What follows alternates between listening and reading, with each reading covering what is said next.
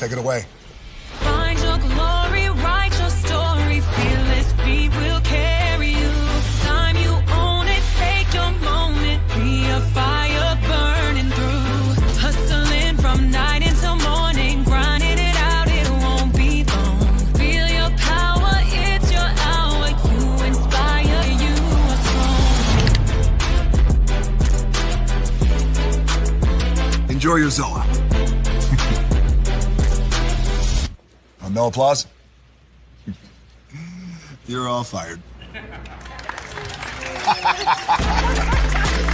Now that you've reached the stage in your life where quality television is important, Nubian TV is a black network that speaks to your lifestyle.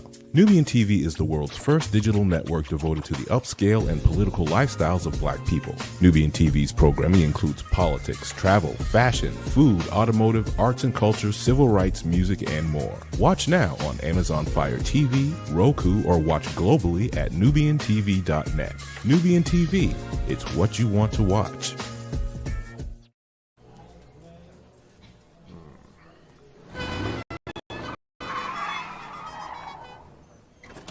Come with me if you want to live a more delicious life. Oh, maybe we should get in the van. In this world, we don't get to control much. The past, male pattern baldness. Leggies. Got one right now. The urge to puff that bubble wrap. But there is one thing we do get to choose every single day: what we eat. Welcome to the Sonic Department of Research and Deliciousment. We have everything you want, didn't know you wanted, and some things you didn't know were possible.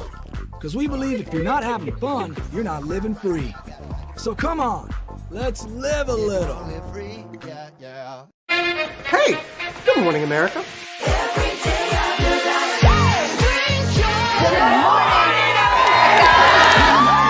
Good morning, America. Good morning, America. Good morning, America. Money! Are you ready? They are ready. Covering the biggest events in the country right now. There's a lot going on here. It's always a good time. That's what the show's about. That's good. Really good. Very good. Coming in hot, Jimmy, coming in hot. It's far from elementary. Good morning, America. I'm not going to try to strut like Michael or anything. I have known George a long, long time. Have you ever gotten him to dance? Sure. Look at that face. You don't just see it, you feel it. I'm in. I'm in. I'm in. I'm in too.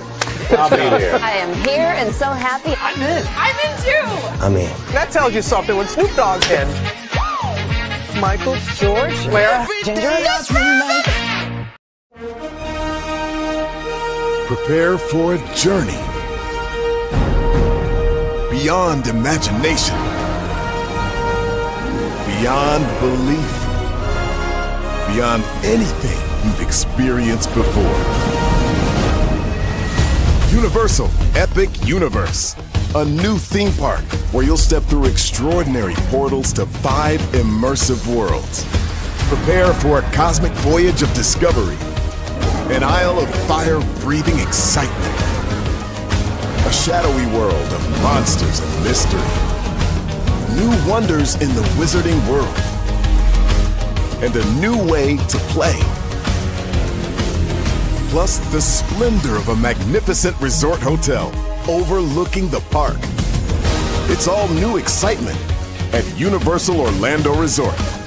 A week's worth of vacation thrills with 4 amazing theme parks, a variety of spectacular themed hotels, and incredible dining and entertainment. It's all at Universal Orlando Resort, where you'll find new adventures every day. Explore the astonishing worlds of Universal Epic Universe at Universal Orlando Resort.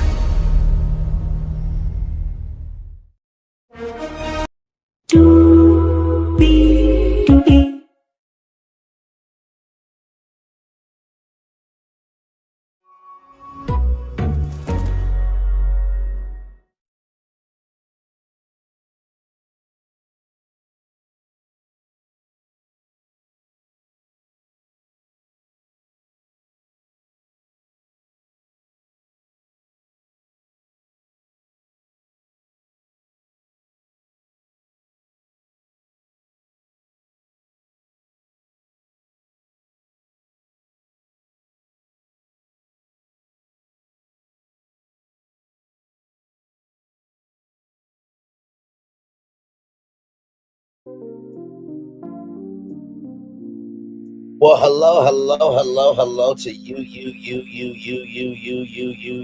and you. Welcome into another edition of Braylon Lee's Virtual Tour Live. Glad to have all of you here. I know what you guys are thinking. Wait a minute, Bray, you on really early. Well, I have to tell you, I have a meeting this morning a little bit later on, so that's why I am up this morning this early. I'm just about to type something in here because because sometimes we all need some help. Give me 1 minute, y'all.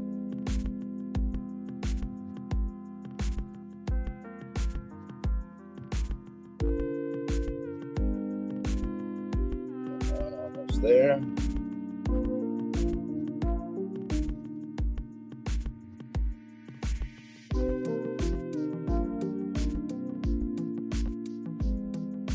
There we go.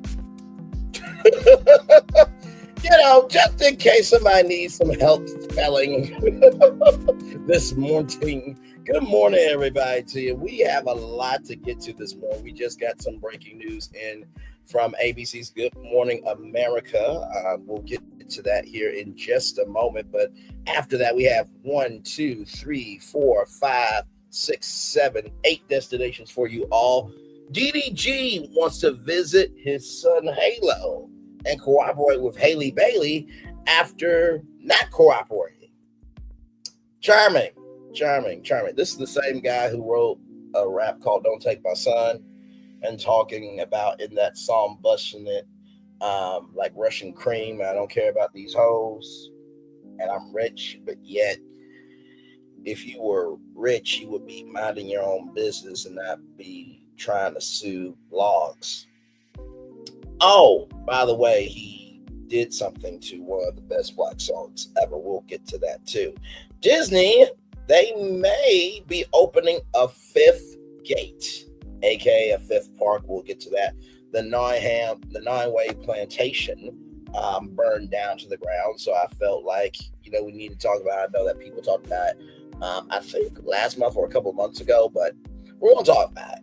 Because I feel like that's the state of this country is burning. So we're going to talk about it. Some electric vehicles may not be coming to the U.S. I'll tell you how and why. Angela Oakley. Now, child, this news broke yesterday. So you all remember we just reviewed Roa, right, on Monday. And in our review, we talked about Marcus and how Marcus try to talk to Angela Oakley about Charles cheating on her. Well, wait till you find out who allegedly paid for Marcus to come through. We'll get to that. The Hue Affair, I'm so excited about this. This is a one-day event for Black-owned beauty and lifestyle brands. Can't wait to tell you about that. AMC Networks is looking to raise some money.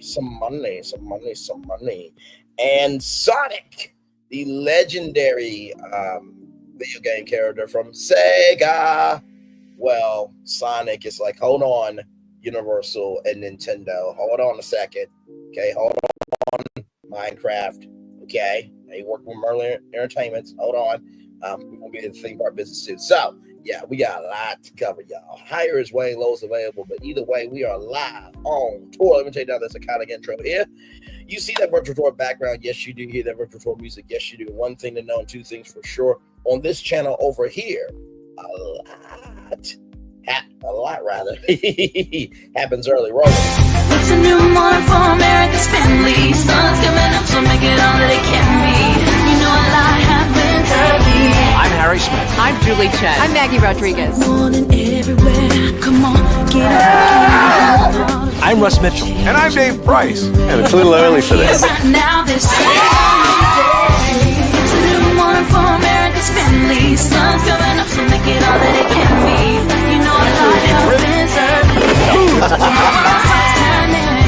Every day's good when you're starting it out right. Whatever you want, the daylight. And a lot happens early.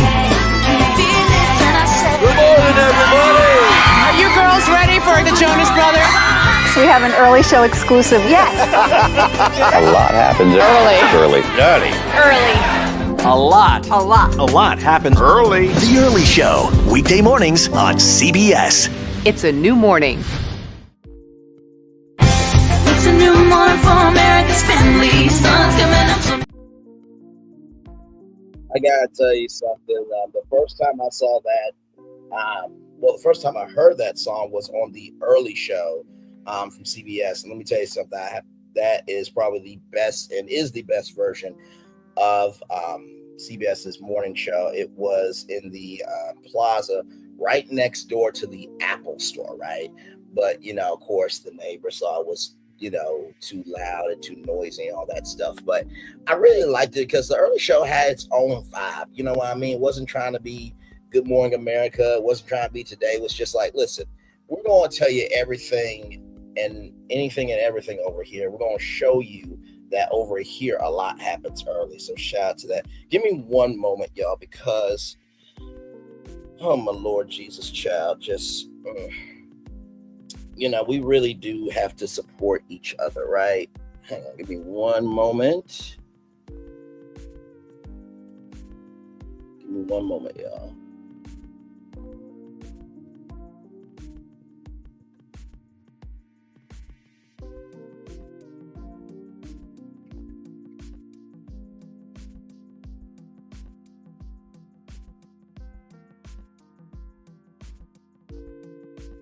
Oh, wait, go back up.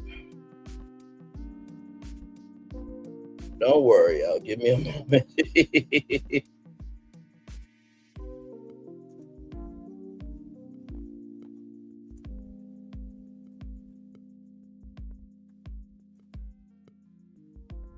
Almost done, y'all, there.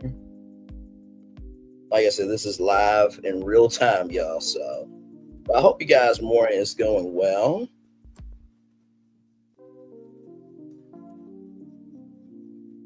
There we go. All right, so we'll just pin that one right there. Get rid of that one.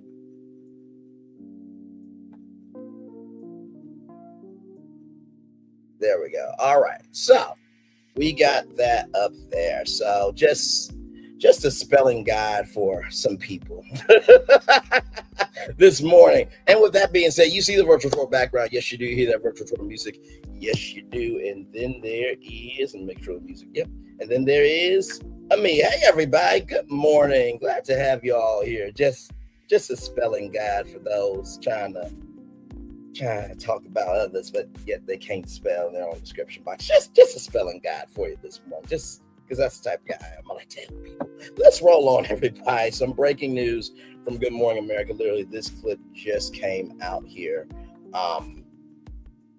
Literally on my phone. I think it came out 14 minutes ago, if I'm not mistaken. So as you can see here, 27 minutes ago, defense rests in the Sean Diddy Combs trial. So let's turn this up a little bit.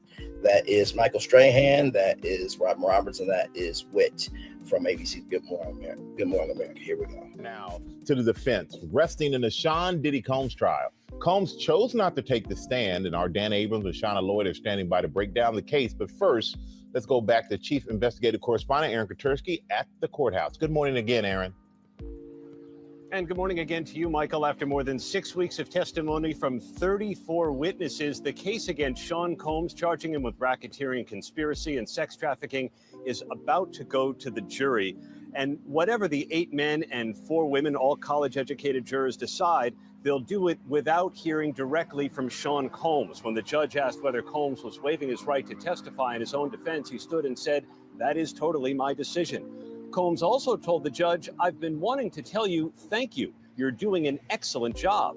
Defense attorneys called no witnesses, resting their case a short time after prosecutors rested theirs. Jurors saw hundreds of pieces of evidence, including nearly an hour of explicit footage from sex tapes of Cassie Ventura and a woman known by the pseudonym Jane with male escorts. As the evidentiary phase of the trial concluded, Combs seemed relaxed, amiably chatting with his attorneys and reading a book, The Power of Positive Thinking. His attorneys asked the judge for an immediate verdict of acquittal, saying the government failed to meet its burden. The judge did not immediately rule. The jury has the day off here while attorneys meet with the judge. Closing arguments are going to begin on Thursday with deliberations as soon as late Friday, maybe more likely early Monday. Michael? And we know you got that covered for us there, Aaron. Thank you. Now let's bring in ABC News Chief Legal Analyst Dan Abrams and ABC News Live contributor Shauna Lloyd. Dan, I'm going to start with you. Do you think the prosecution proved its case? Remember, there are different charges here, right? There's racketeering charges, there's sex trafficking charges, and there's a charge of transportation for the purposes of engaging in prostitution. Why am I pointing that out? Because the last charge is definitely the strongest one, meaning the one that is probably the easiest for the prosecution to prove. Why? Because all they need is the jury to believe one of the prostitutes who testified saying, I was paid to engage in prostitution and was brought across state lines to do it. In that case, I think that they've got a pretty strong case. When it comes to the other two sets, it's close. It's going to be very close. Again, I think the RICO, the racketeering, going to be the hardest, sex trafficking next, and this one, the most likely of a conviction. And Shauna, what would a split verdict look like? So a split verdict is going to really depend on what the jury finds. Remember, as Dan said, we have 5 charges, which means they have to make the decision of guilty or not guilty about each charge. So they may find him not guilty of some charges, guilty of others, and let's not just throw it in there. We could have a hung jury on one of the charges. So this can be a very diverse verdict that we're not typically used to seeing. It's just that there's so many charges, and that's why that happens. And we know Combs did not testify, but the defense not putting on any witnesses at all. What did you make of that? You know, that tells me that the defense believes that there is enough reasonable doubt that they do not need to put on additional witnesses. Because remember, any additional witnesses also opens them up to additional cross-examination. And there may be information that you do not want them to get into, or it just may not be beneficial for your case. Less is more sometimes, especially with these type of sprawling charges. And Dan, with all the public attention, the headlines, are you surprised at all that the jury wasn't sequestered in this trial? Not really. I mean, look, it's really rare to sequester a jury, and it's become rarer. Why? Because it's really, really hard now to prevent jurors from getting information, right? What are you going to do? For 2 months, you're going to take away their phones, and you're going to make them sleep at a hotel, and you're going to make sure you monitor all their emails, et cetera. It just doesn't happen very much anymore. So could the judge have sequestered them just for deliberations? Yeah. But again, you could make the argument that everything's kind of been out there. They've been talking to their friends. They've been influenced in the way that they're going to be. So I don't know that it would have made a big difference with regard to sequestration. I'm not that surprised that it didn't happen. And now it's time for the closing arguments. But what does each side need to do? Sean, I'm going to start with you.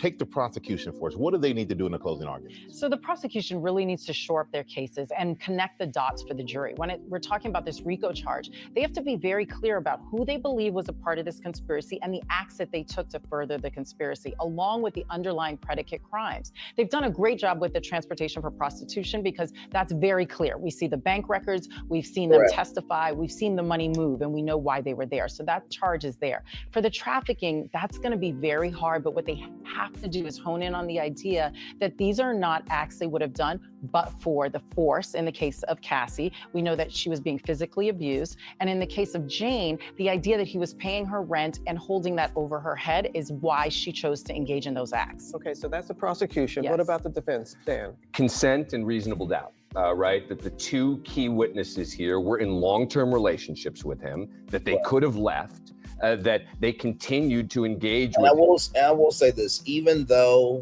they're going to talk about, you know, consent and let me go back, because consent and reasonable doubt. Okay, so consent and reasonable doubt.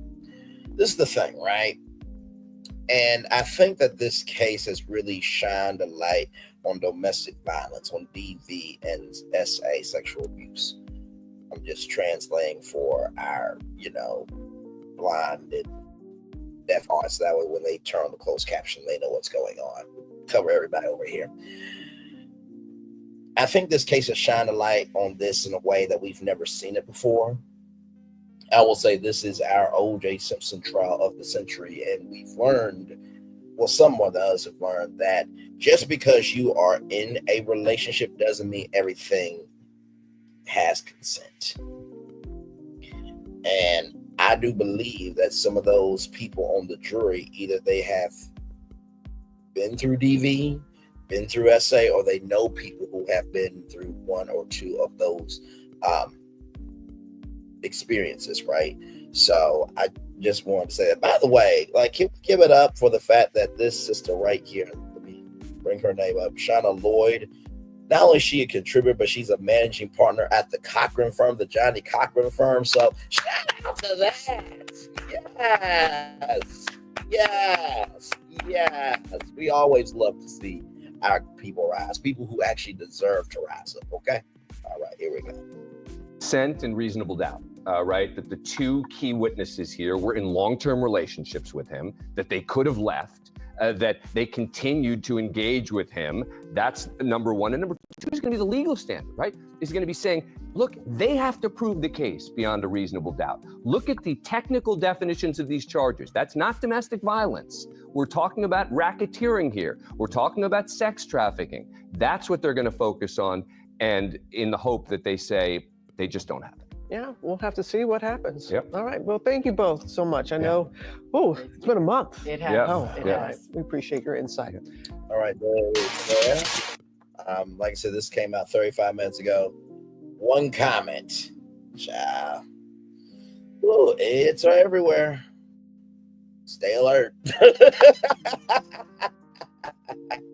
Well, speaking of idiots are everywhere and stay alert, let's get into this here. Oh my God, really? Is this what we're doing? Is this what we're doing, child? Okay. Well, Billboard decides they want to be petty because, you know, they have like the pro account and stuff, but don't worry. I got it unlocked for you, of course. Oh, my Lord.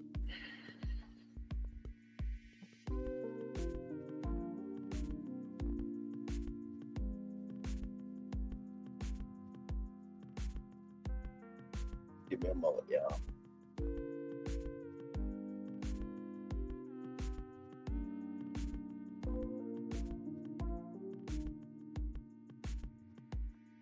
There we go.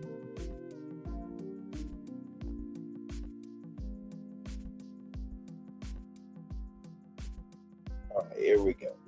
Right here.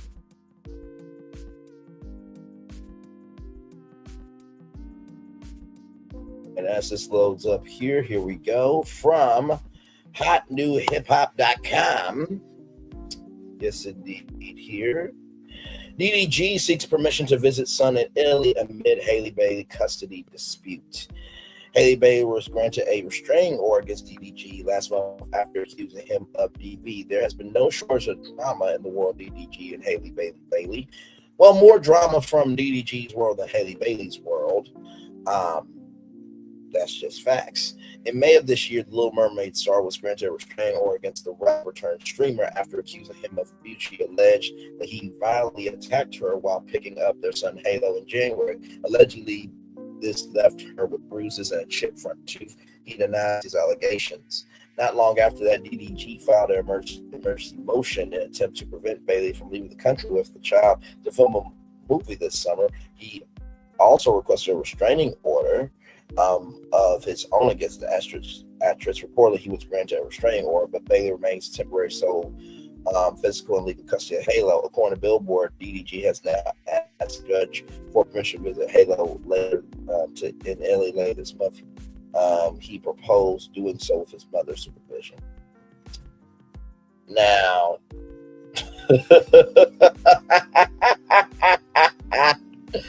oh my Lord Jesus! So just to catch you up on what's going on with DDG and Halle Bailey here, Jeremy Lane, a lawyer for Bailey, said that he would be okay with the visits under one condition: that this is a professional monitor. With this is that a professional monitor would supervise him instead of his mother. He alleged that DDG's mother, Tanya Granberry, has a history of enabling him along with his allegedly abusive behavior. As for what the judge thought about all this, she said she thinks the request is reasonable. However, she would require a professional monitor. She added if the visits ended up being permitted, she would place an order prohibiting DDG from posting about Halo on social media in the time frame of the visits. For now, the attorneys are looking into professional monitors and whether or not there will be any available in Rome this month. They are expected to appear in court again on June 26th to continue discussing the matter. So here's the thing, right? His brother Dub has done too damn much. You know, he was at DreamCon trying to mollywop somebody for calling DDG doo-doo garbage, where guess what? DDG put those emojis on his Twitter. So, like, bruh. And then DDG also on his stream said, don't call me doo-doo garbage because otherwise you're going to get handled. But then as he asked his brother Dub to check the guy at DreamCon, DDG said, don't record, right? And number two, you know, his sister, his mom, you know, they have been out here disrespectful to Halle Bailey and not really being some. And this is the thing I don't get, right? If your son or somebody, I'll put it like this: if I had a wife and our son was doing DDG behavior, the first thing is, no, we're not doing this shit. Not here, not there, not there. You're going to do it. Otherwise, he will come in and make sure that your ass and terminate your rights. That's what needs to happen here. Because the mom not being transparent over the text messages that have come out in that restraining order that we read here on Braylon Lee's Virtual Tour Live, and the sister is like, well, you know, I've heard, but I'm not going to say anything, and then laughed at the end of it. And then Dub making fun of Halo, like, what the hell? See, DDG thinks, and it's so interesting. You know, that would be like if DDG deleted all his social media accounts, right? And then came back here mention every single day about, why aren't y'all paying attention to me? Well, I mean, you deleted all your social media accounts, and not to mention, DDG would probably try to get under another page, which you're not supposed to on YouTube. And you know what's really interesting, DDG? You really want to be seen, but yet you will complain about how you are seen. You are a public figure. If you don't like it, get the fuck off of social media. Otherwise, this is what comes a part of the game. And honestly, good on the court for doing that. But here's the thing. At the beginning and end of the day, it will be up to Halle Bailey. And guess what? I hope Halle denies it. Because guess what? You have not been cooperative all this time. Why should she? Go eat the vagina of milagro scams, who apparently is saying, as long as you're a good father, you should see your son. No, and no. And this is the same woman, Milagro Scam, shouts to Conscious TV, which, by the way, from now is the butler from the name. We're still waiting on the DNA results for Milagro Scams to see if she's a woman or not. And I'm not talking about biologically. I'm talking about, you know, for her character being a girl's girl. So y'all can stop that shit. But sincerely, I really don't get it. Like Milagro Scam saying, as long as you're a good father, you should see your child. But didn't you have some problems with, you know, telling the truth about some of the things that were happening with your children, who your baby daddy was too? And not to mention too, just because you wasn't a good husband or a good partner doesn't mean you're not a good father. No, how you treat your partner does depend on how you treat the child. Because if we remember Keke Palmer's partner, let me pull him up because I forgot the dumb piece of shit. Keke Palmer. Darius Jackson. We remember Keke Palmer, Darius Jackson. Darius Jackson came through the door at 10 a.m. to steal their son, right? And also, too, Darius talked about how animals eat their young. So, yes, it really does depend on if they are a good partner, if they can be a good father. Milagro Scams. And you in a whole fucking trial of your own demise. Meanwhile, you trying to get on Mark Wiggins. Mark Wiggins been with Nancy Grace, TMZ. He's rising to the higher that's waiting for him. Meanwhile, your ass is going to the lower that's available. And then other people are coming out on your ass. You called a whole cosmetology school? Like, maybe that person just wants some peace. Damn. Just because nobody talks to you doesn't mean it's all about you. Shit.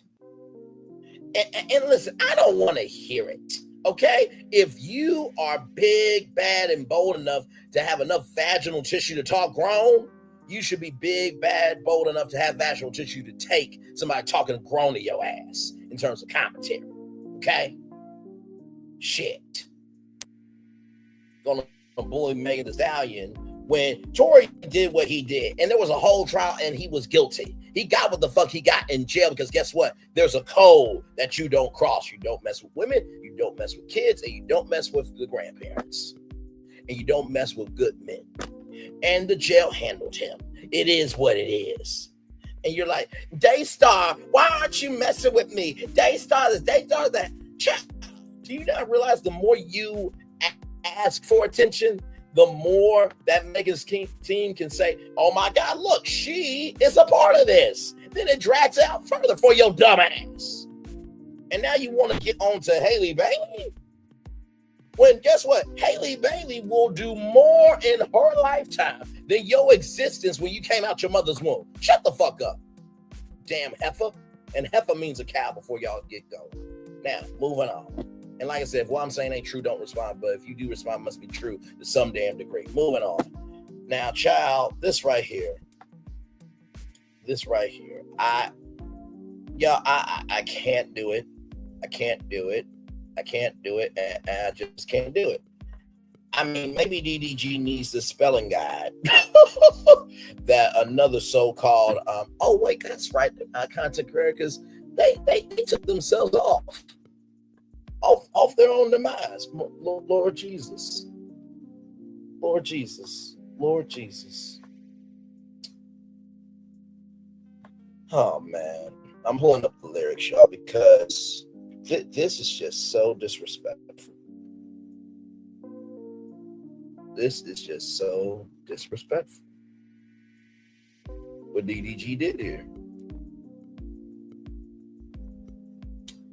And this is why I think, you know, music fans honestly really do get pissed so damn easily with people disrespecting music, because music is a platform that can bring people together and also expand the tent of conversation. And when you disrespect that, right, it just goes to show that, listen, if you're about your purpose, it will showcase in the sound that everybody's listening to. But if you're about seeking attention, it will reflect in the noise that nobody wants to listen to.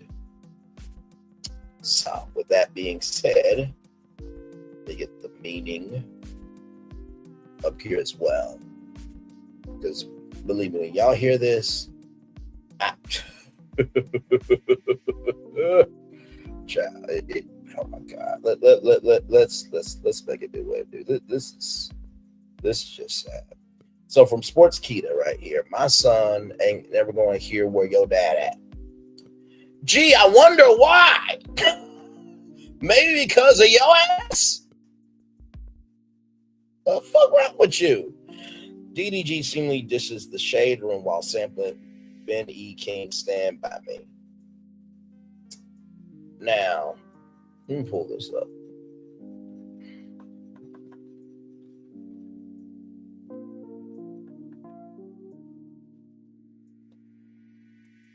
Because we did this last time. Right? We did this last time. And, you know, DDG got big mad because, you know, they talked about him. Like, the Shade Room talks about everybody. And he said they won't be successful in this, that, and the third when it comes to live streaming or anything else they do. But Like, let me show y'all the media kit, because I showed y'all the media kit before. And like I said, I'm showing this because it's going to help the destination of DDG that we're on right now. So let me show y'all this media kit.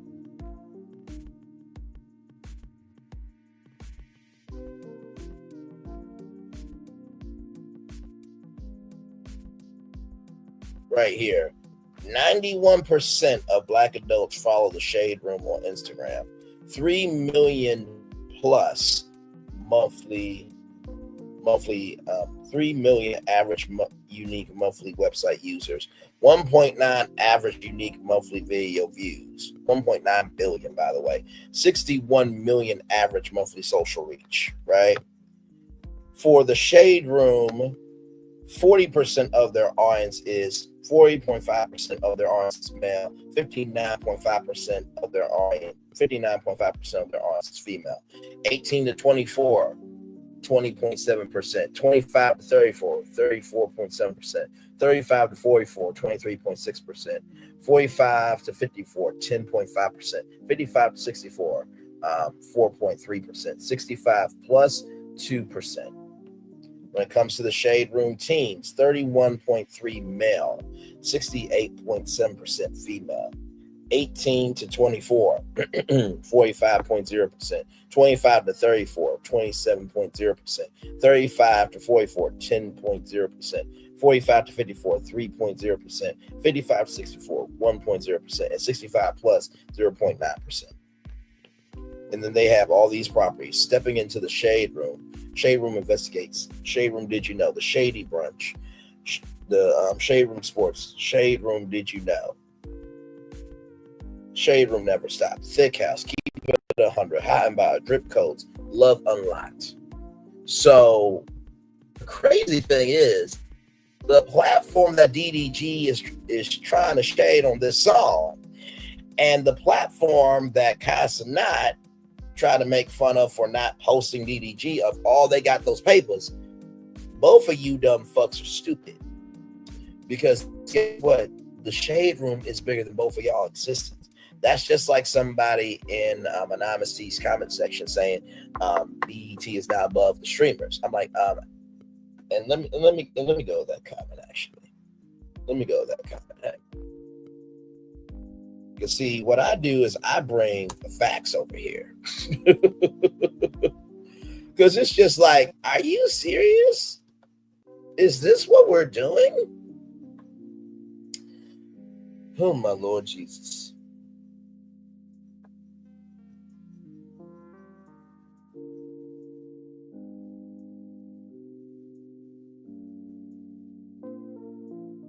Go to videos. Because I want to show y'all the comment. Right? I want to show y'all the comment.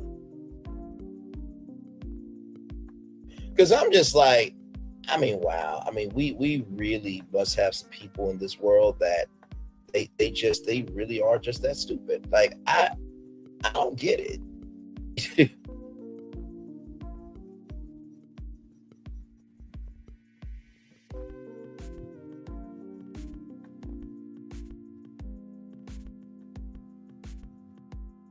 Is it this one here? Let me see.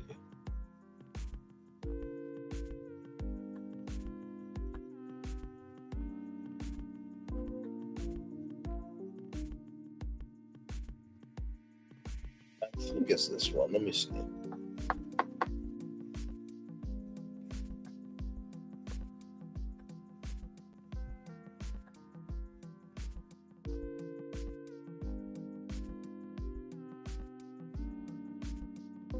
Right here. Okay. So I said this comment right here. I said BET has been around as a brand for 45 years compared to the streamers. And here's the thing. If you go from that angle, BET is now above the streamers in terms of being publicly criticized. You're right. By the same token, Casa Not DDG do not have the industry connect by Kevin Hart.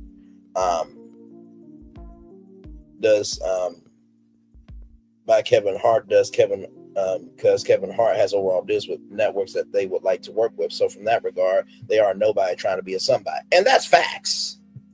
That's absolutely factual. So it really boggles my mind that DDG, right, is trying to shade the shade room, when without the shade room and all of us talking about him and Halle Bailey dating him, he would be a nobody, right? So a video of rapper DDG has been going viral. Going virals in the eye of the beholder, child, in which he could be seen rapping bars dissing the shade room. The rapper reportedly sampled Ben E. King's 1961 track "Stand By Me." The bars where he mentioned his son Halo was uploaded through this clip on June 24th by Killer Crew. Shout out to Killer Crew for this intel here. In the clip, DDG started rapping, "I send a bad itch 10,000 on cash. Why you be hating on me? Where your bag at? 30K just to go straight to where the lag at. Me and them other they ain't ish to be mad at." Now, of course, Killer Crew, I'm going to give you love, grace, and space, but bruh, to be quite frank with you, these ain't hard bars. I promise you, if LL Cool J, I do believe he has a whole album, right? Yeah. LL Cool J has like a new album. I promise you, if LL Cool J does a tour and DDG does a tour, LL Cool J's tour will sell out more than DDG's tour. Without question. Without question. Without question. Okay? So here we go.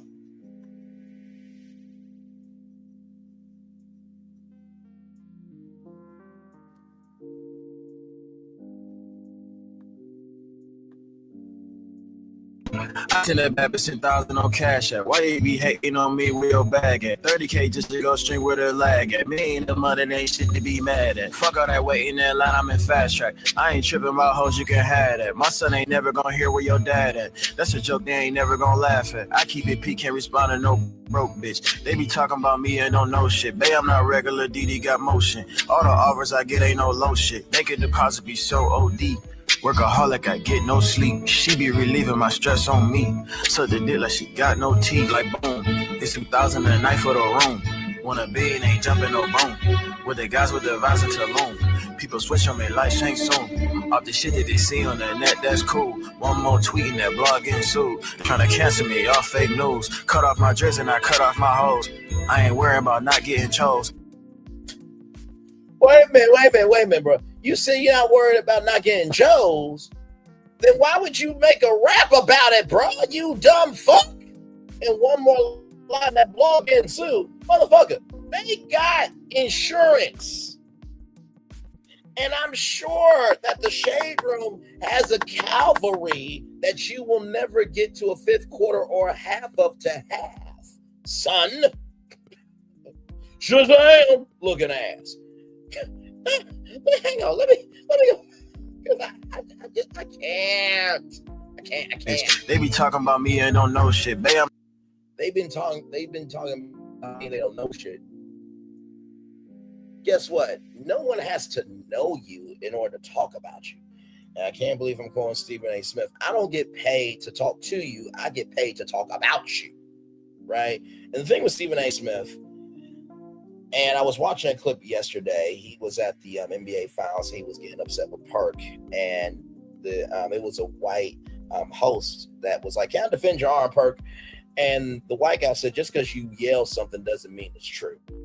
And I fully agree, right? Because this dude, for all that he is complaining about, he still wants to be known, right? He still wants to be known. Let's keep going. I'm not regular, DD got motion. All the offers I get ain't no low shit. Make a deposit be so OD. So their deposit is so low, right? The bloggers. But yet you saying you rich and this is what you're doing with your time? Okay. Workaholic, I get no sleep. You're a workaholic? Have y'all seen DDG in anything big lately? And listen, I believe that Kevin Hart's a one-trick pony that is always at the state fair and can never be a black stallion. But, I mean, he hosted the 25th anniversary of the BET Awards. I mean, I'll give credit where credit is due. You know what I mean? She be relieving my stress on me. So the dick like she got no teeth, like boom. It's 2,000 a night for the room. Wanna be and ain't jumping no boom. With the guys with the visor to loom. People switch on me like Shane soon. Off the shit that they see on the net, that's cool. One more tweet and that blog getting sued. They trying to cancel me, all fake news. Dude, you're canceling yourself. And so this rap that you did, this ain't news. So ladies and gentlemen, if you report on this piece of shit of a whack ass rap, apparently this is fake news that he didn't do this shit. Okay. let's just roll on. Then the rapper mentioned his son Halo somewhere in the bars and rap, "My son ain't never gonna hear where your dad at." That's a joke that I ain't never gonna laugh at. No, we will definitely laugh at that shit, especially because you caused this shit to your fucking damn self. Just like when Pop Tings, and by the way, shout out to Pop Tings, by the way. When Pop Ting, when you said, shout out to all the active dads out there for Father's Day, and Pop Ting said, "Not you," and that tweet got more motion than the non-traction that you got. We don't laugh at dads who are actually giving a fuck about their kids, right? We don't. We do not. By the way, Krishan Rock, please, all you gotta do is just hire a man to whoop TT's boyfriend's ass. That's all you gotta do. So DDG sister TT, shut the fuck up. Listen. TT, go to sleep. What the fuck? And then I saw a thumbnail saying Krishan Rock is, and hanging all my friends. Krishan, listen, sweetie, we need you to leave Blueface because he's a piece of shit bastard. But in the meantime, between time, get on that piece of shit bastard, DDG, and everybody in his fucking life. Because guess what? Giants, they do fall. The bigger they are, the harder they fall. I can't keep it a peek. I can't respond to no broke bitch. You can't respond to no broke bitch, but yet you did this though. See. This video ultimately gained massive traction on social media platform. More than 85,000 Twitter users have viewed it, while 1,200 had liked the bars. Many netizens were impressed by the bars rap by 27-year-old rapper and YouTuber. Further in the rapper's lyrics address the apparent fake news of the narratives attempting to get him canceled. They read, "They try and counsel me, y'all fake news, cut off my dreads, I cut off my hose." You saying you cut off your hose doesn't mean shit, right? Because you talked about being celibate, but you lied about that. And then you're going out with India Love, trying to showcase that you moved on, but you using India Love as a scapegoat to avoid responsibility for what the fuck you did to Halle Bailey. Bro, shut the fuck up. We all see the bullshit, okay? We all see it. We all see it, man. We all see it. The video had been going viral amid the bunch talked about custody battle between the rapper and Halle Bailey over their son, Halo.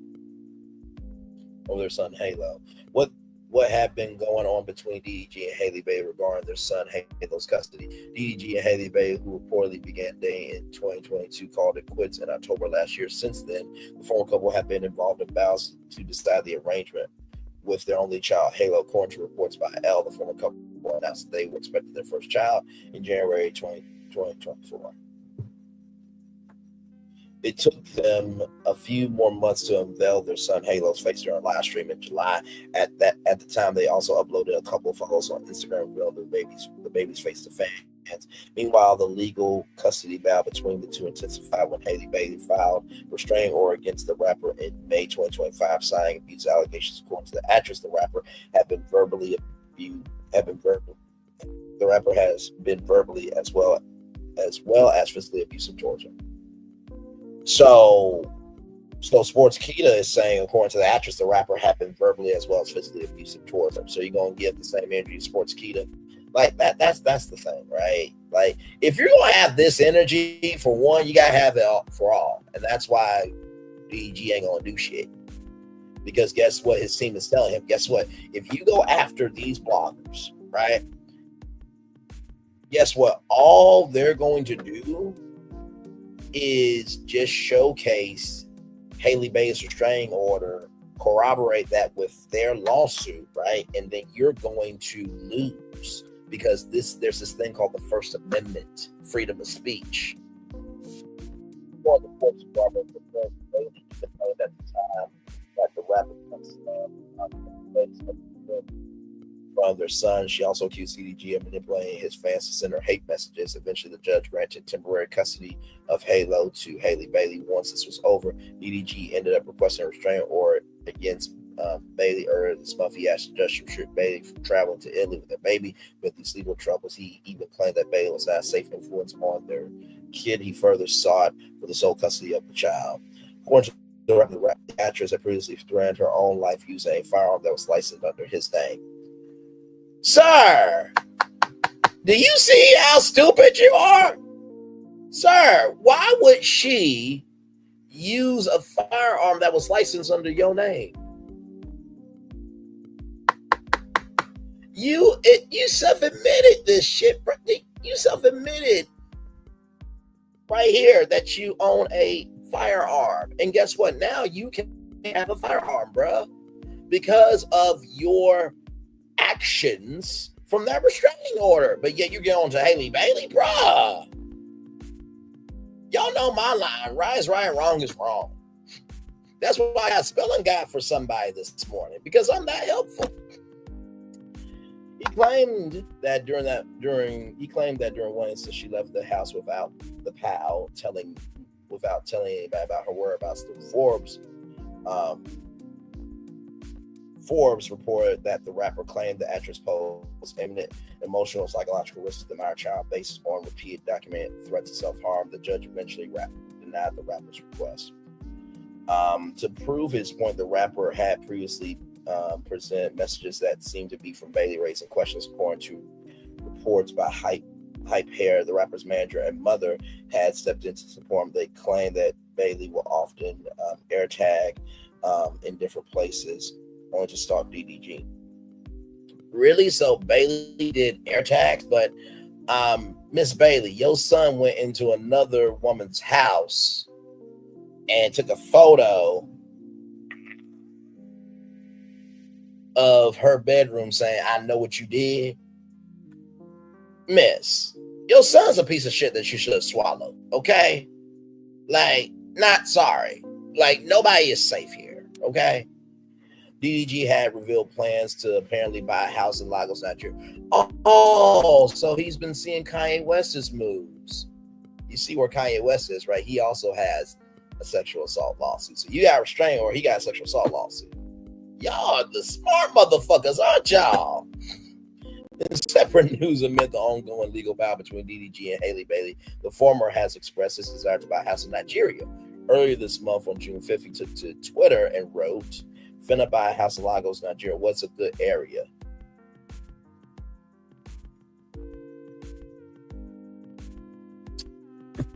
You know, you would just say like, "Hey, what's a good town in Lagos, Nigeria?"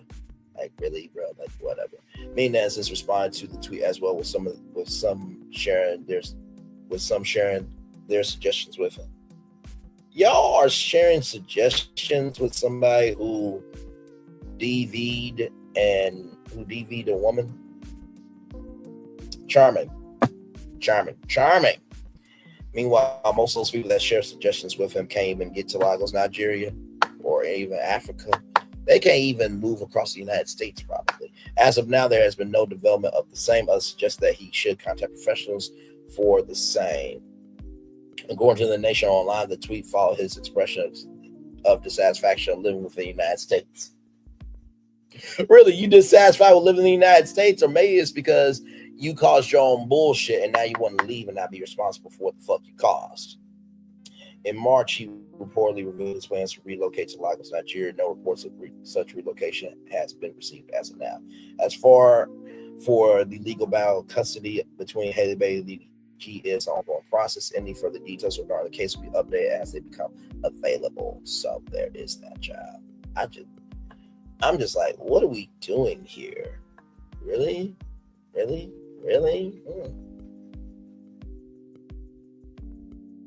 So let's see here.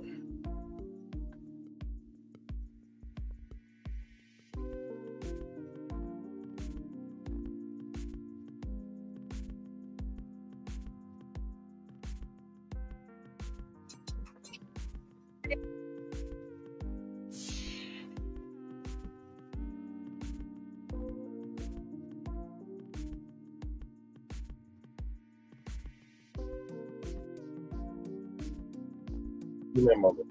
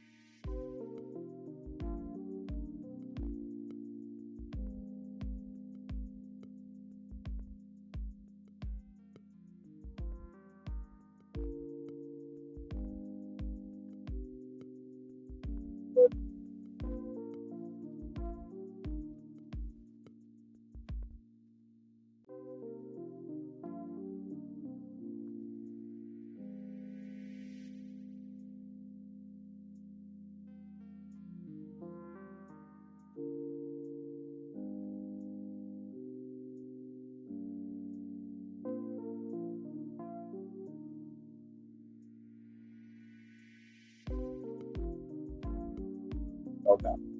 No, all good. So that's basically everything you need to know there. I'm trying to see something here because I just saw somebody go live here or something. I just want to make sure that it is factual real quick.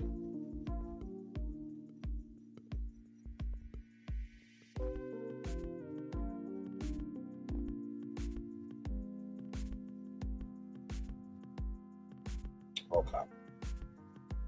Okay, cool. All right, y'all. We do have more Braylon Lee's Virtual Tour live coming up right from the space right here, right now. By the way, to give you context to the song "Stand By Me" here. So this is "Stand By Me." It is a song originally performed in 1961 by American singer-songwriter Ben E. King, written by him along with Jeremy Libner and Mike Stoll, who together used the pseudonym Elmo Glick, rather. According to King, the title is derived from and was inspired by a spiritual run by Sam Cooke and J.W. Alexander called "Stand By Me, Father," recorded by the Soul Stirrers with Johnny Taylor singing lead, right?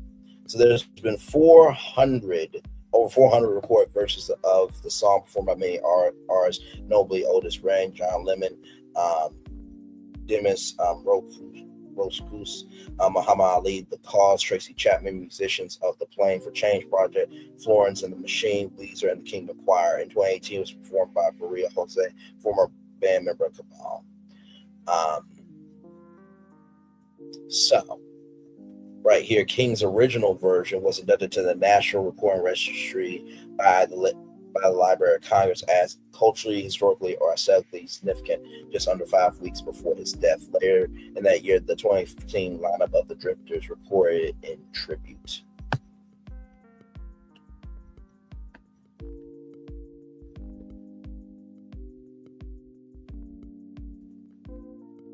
So these are all so as you see it charted everywhere, right? And right here was also heard in the televised advertisement of Levi's 501 jeans, which, if you know Levi's and you know Beyonce, you know, of course, the history there. And not to mention, Stand By Me was ranked 122nd Rolling Stones list of the 500 greatest songs of all time. BMI named it as the fourth most performed song of the 20th century with about 7 million performances. 7 million performances of one song. That's amazing. So, with that being said,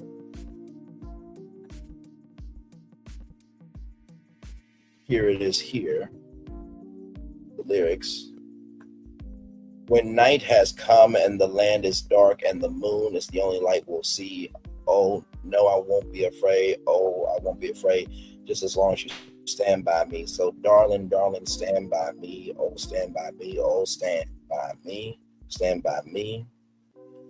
If the sky that we look upon should tumble and fall, the mountain should crumble to the sea, I won't cry, no, I won't shed a tear just as long as you stand by me.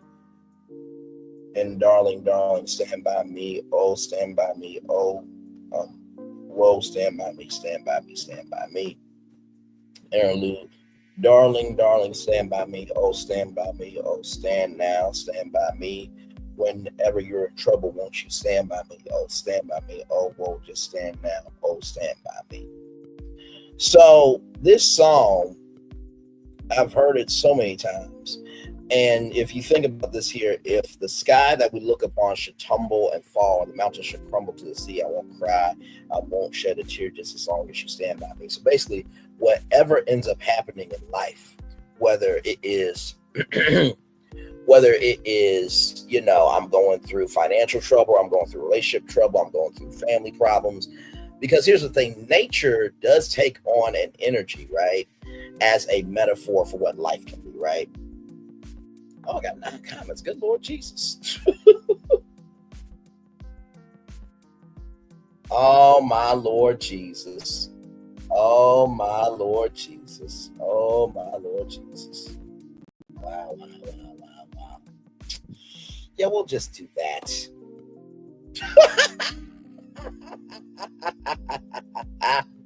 Oh, man.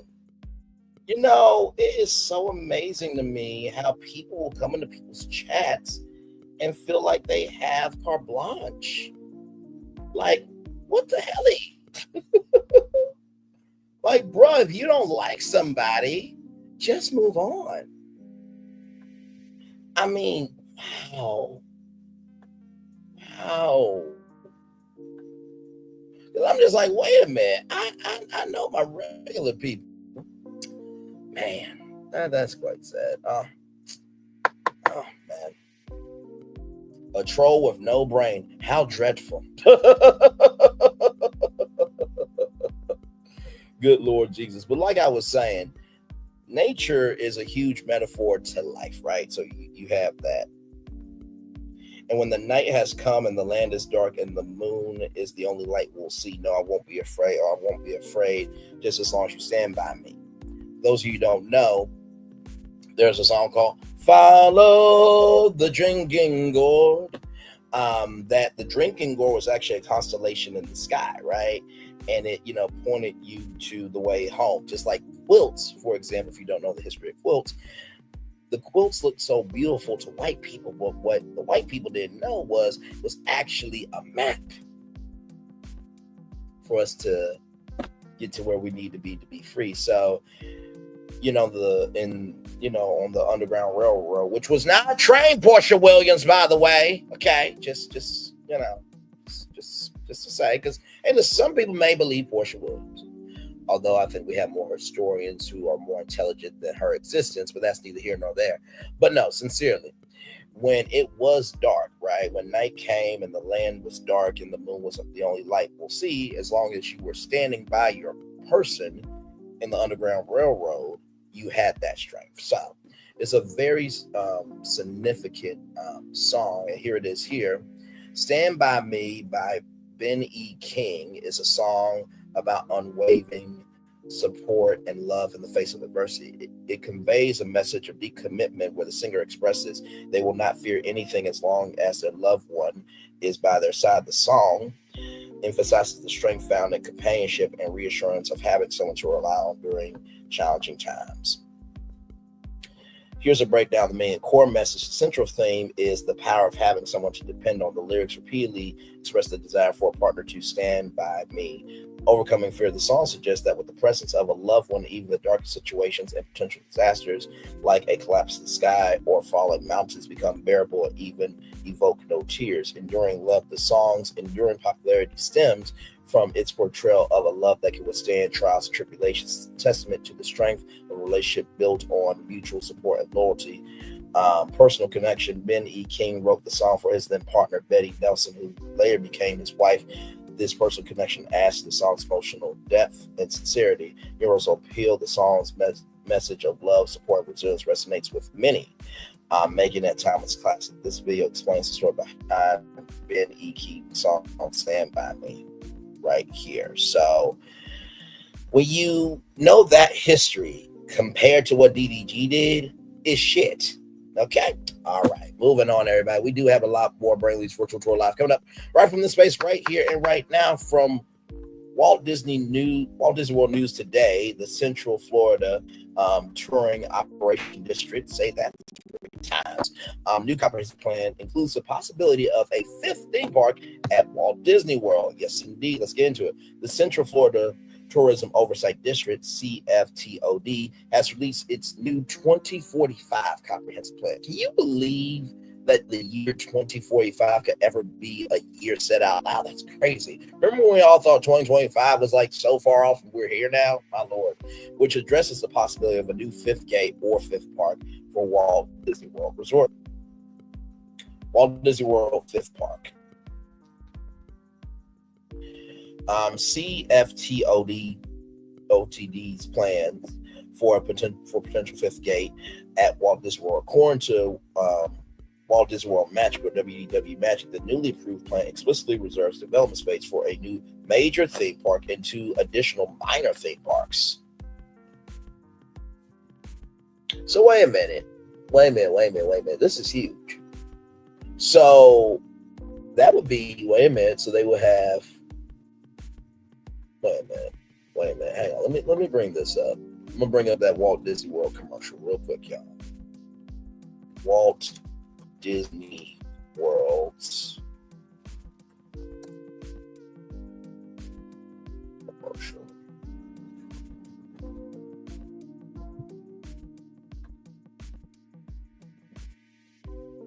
Because this is interesting. Very, very interesting.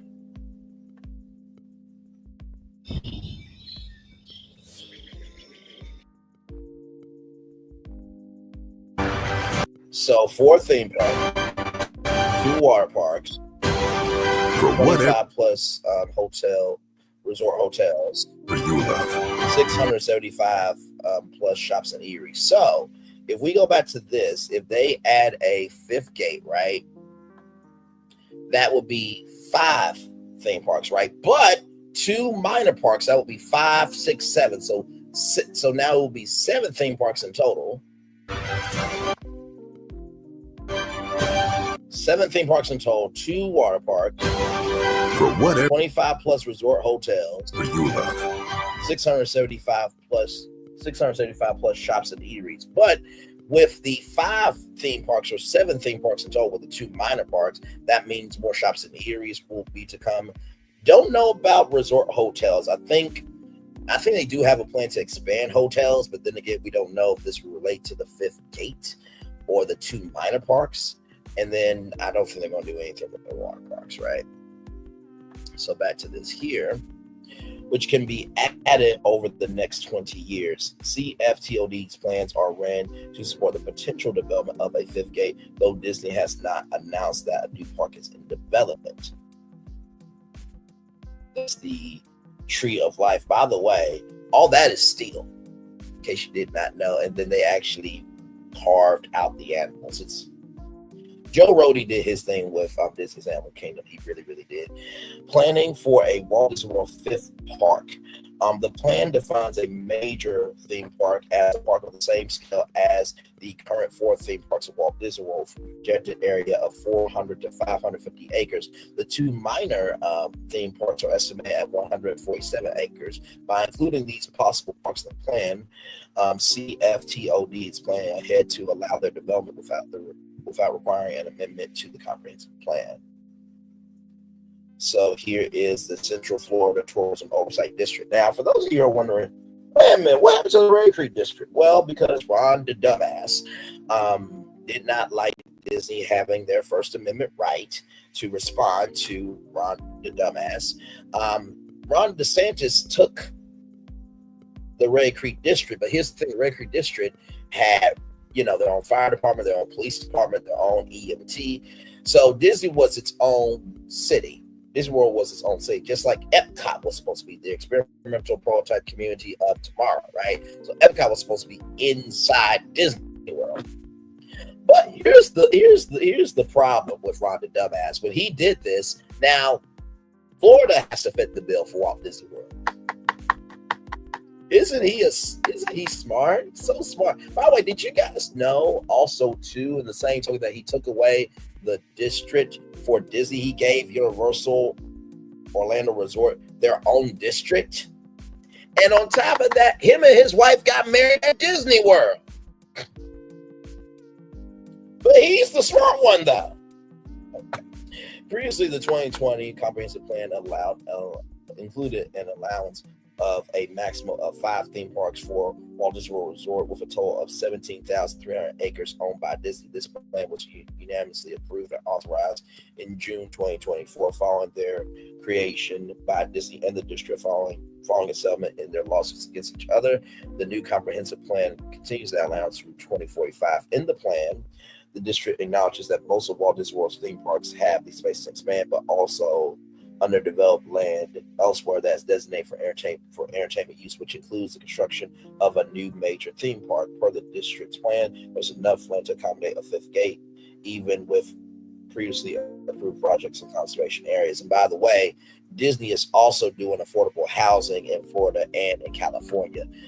The Disneyland Forward project will be expanding, I think, downtown Disney. And allegedly there might be a 3rd gate for Disneyland. So we'll see, or a 3rd park.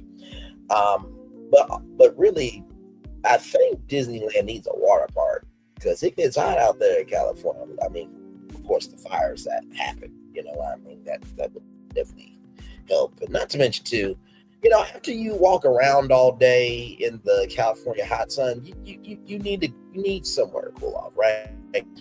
Is Disney getting a 5th park? While Disney has not confirmed or announced plans for building a 5th park, the Central Florida Tourism Oversight District has paved the way to allow the possibility to become a reality.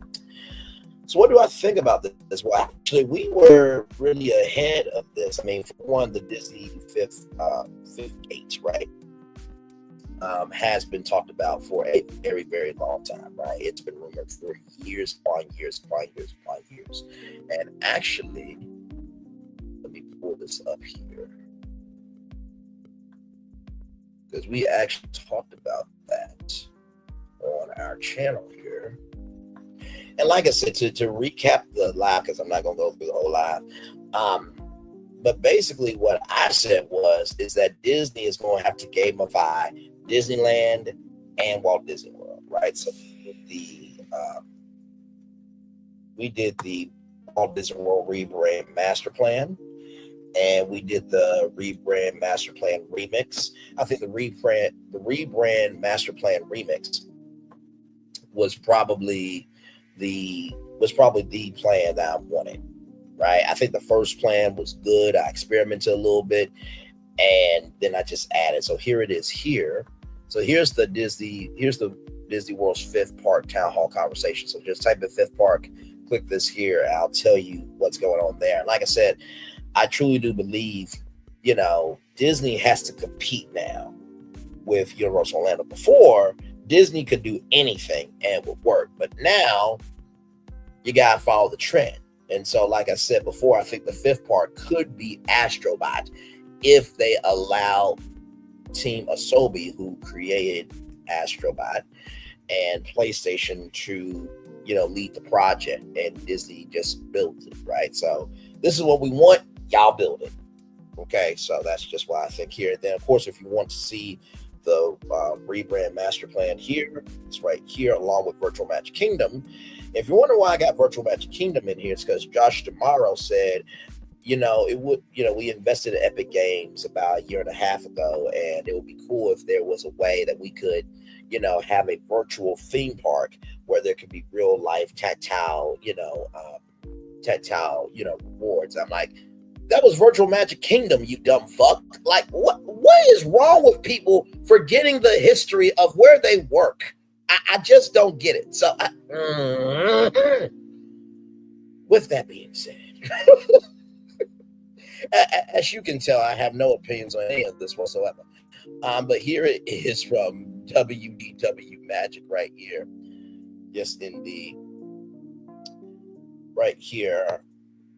The CFTOD plan allows for one new major theme park, defined in plain terms as a park on the scale of Magic Kingdom, Epcot, Hollywood Studios, or Animal Kingdom, with a projected land area of 400 to 550 acres. It also allows for 2 additional minor theme parks, typically for small attractions like water parks, each estimated at 147 acres. These parks are not guaranteed projects, but by including them in the plan, the district is preserving the zoning and land use classification and infrastructure assumptions necessary for them to be developed, meaning a fifth gate could be built without requiring comprehensive plan amendment or regulatory hurdle. So here is the map here. So that's the legend here. So red's commercial, green's conservation, pink is entertainment rather, purple is hotel resort, brown is mixed use, gray is public facility. That looks like a lemon lime. We'll call that lemon lime. Public resource management / recreation. Orange is support facility. Blue is water. The lines for major roads, and then CTF, TOD boundary. So this part right here. So all this is conservation right here. So all of that right there is conservation right here. So they got some land there for the potential fifth park and two minor parks.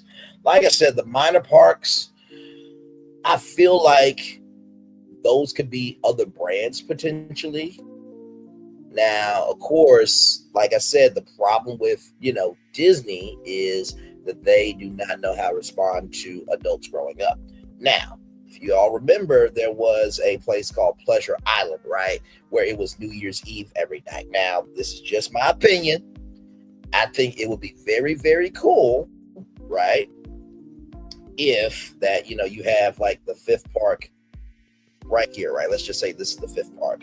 But then over here, right, you have Pleasure Island rebirthed, right? So imagine Tiana's place actually being real, right? So imagine bringing in some of those characters, places as dining restaurants, right?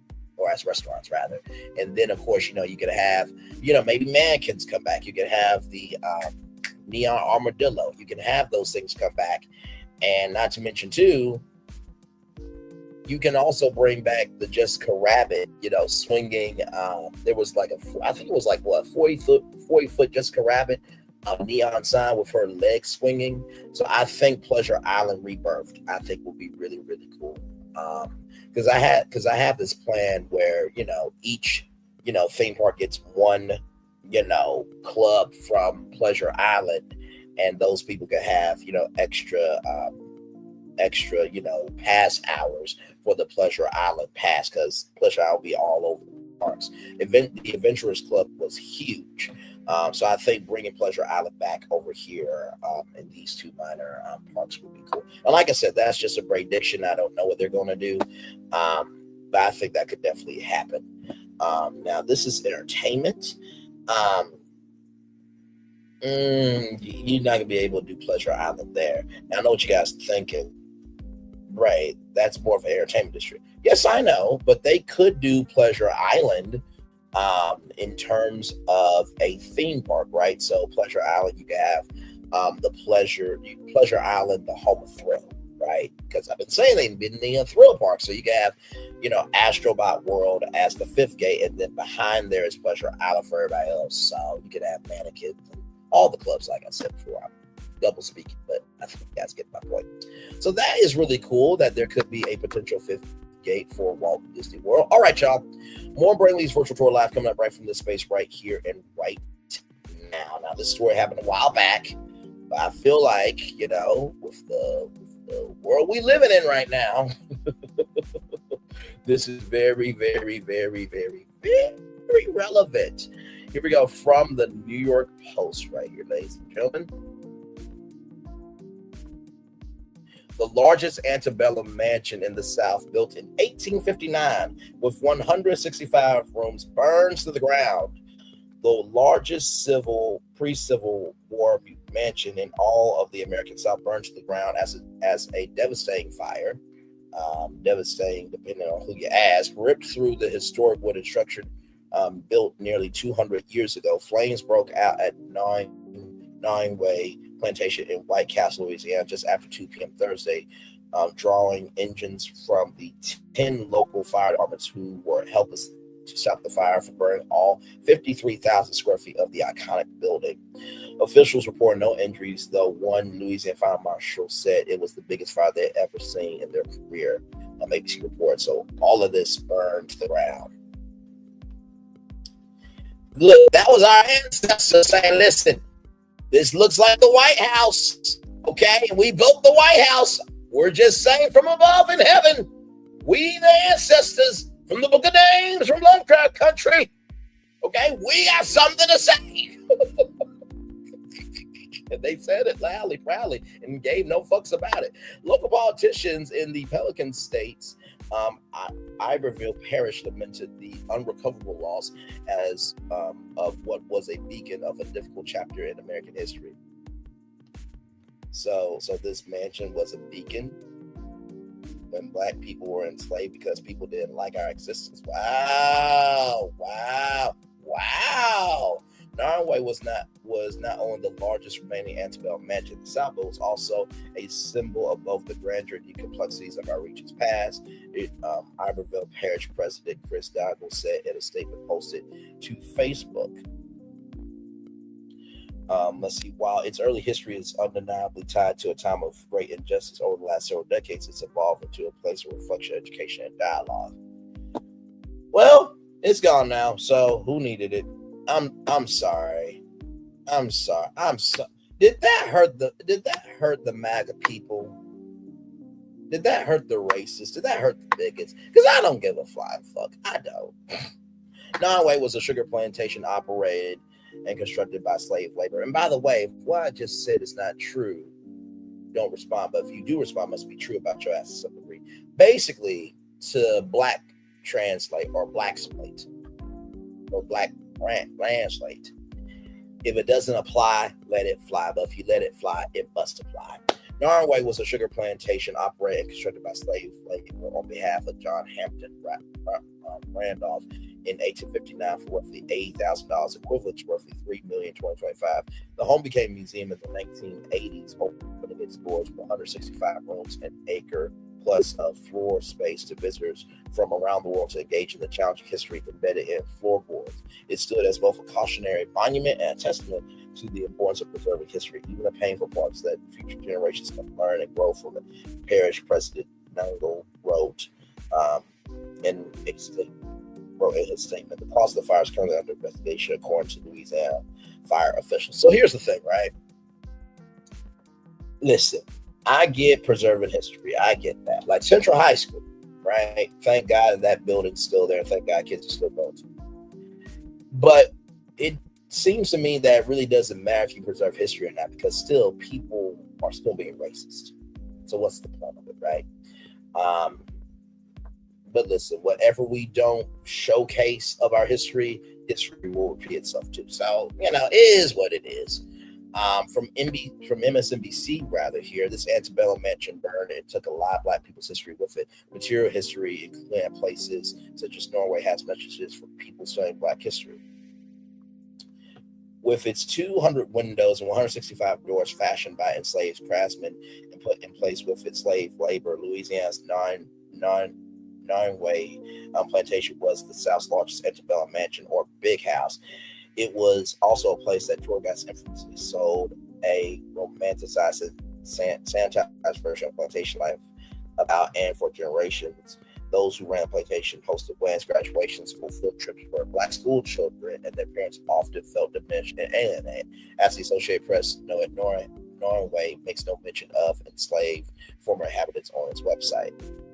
A fire on Thursday that destroyed the Nottoway's big house led to a predictable response. Some Black people posted selfies, presumably taken at Nottoway, that showed the burning house. Behind them. People shared memes that add the images of Frederick Douglass and Harriet Tubman uncharacteristically grinning to the photos of the mansion on fire. Other memes show Black people enjoying a cookout with the burning house in the background. Oh my God. Oh, we are savage. Classy, bougie, ratchet. What's happening? Shout out to Megan Thee Stallion. We were devastated. We were upset. We were sad. Dan Briss, co-owner with his wife at the plantation resort, told the Times Post game. the advocate. We put a lot of time, effort, and money to develop this property. Still, after the fire, some forces were they expressed that all sites should burn. Well, I mean, y'all wanted black people to be strange fruit, and you did what you did to Emmett Till and to other people of our skin color. So, what it is?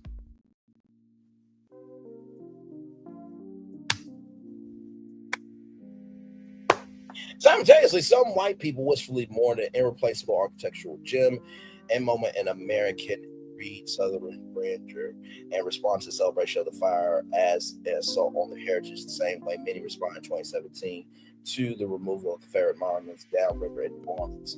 A fire is ripping through Nottoway plantation in White Castle, Louisiana. I'm thinking White Castle restaurant. Some history. In 1860, John Randolph, who enslaved 150 plus people, owned it.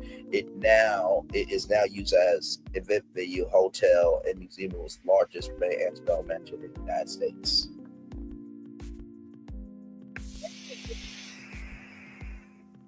Burning to the ground. Oh my Lord, what a glorious sight. Moving on.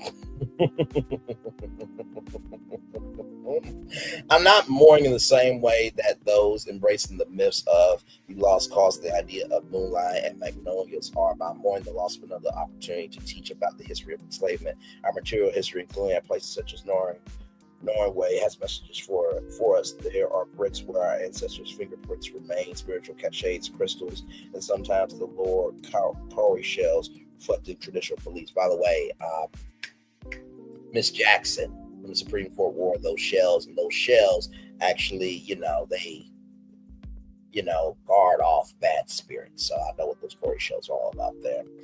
Cowrie shells, rather. There are signs of Islamic practices of early Black church. Even a rat's nest found in Charleston, South Carolina, had much to tell us about the past. It wasn't just a rat's nest; it had been fashioned from the pages of a 19th century speller.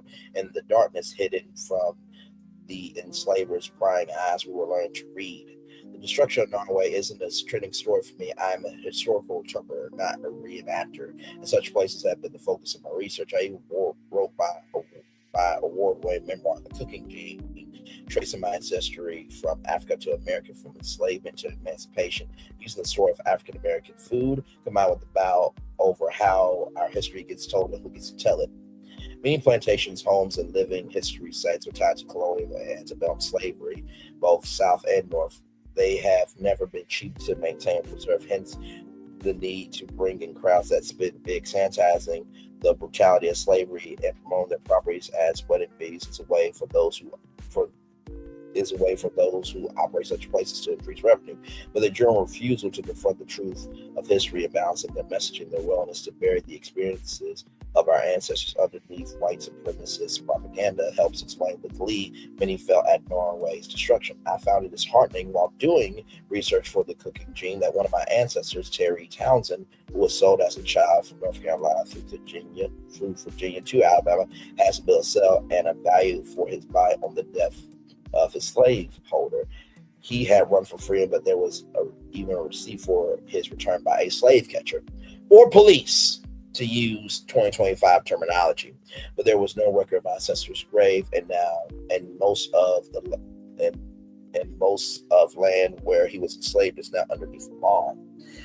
Places such as Nottoway that glorified the buildings that enslaved people built, but ignored the pain and suffering those enslaved people experienced, contribute to another kind of erasure. There was no love lost as many celebrated the burning down of Nottoway plantation, which likely reflects the anger of many people, especially Black Americans, still carry over the history and legacy of slavery in the United States. Can you imagine? I mean, I don't think you can really throw bombs at houses and stuff, but can you imagine? Just hey, you got your water, pal. Listen. Okay, so ready? Pump it up. Shh. What are you doing? What? Oh, I'm sorry. I mean, it was already burning. I mean, maybe we can have it burn. No, you can't do that. What are you doing?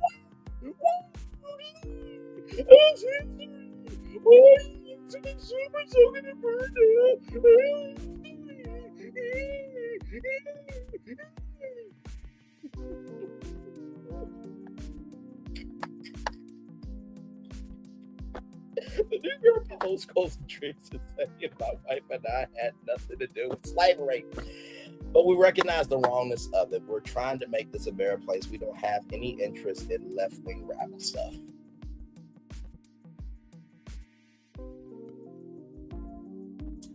Interesting.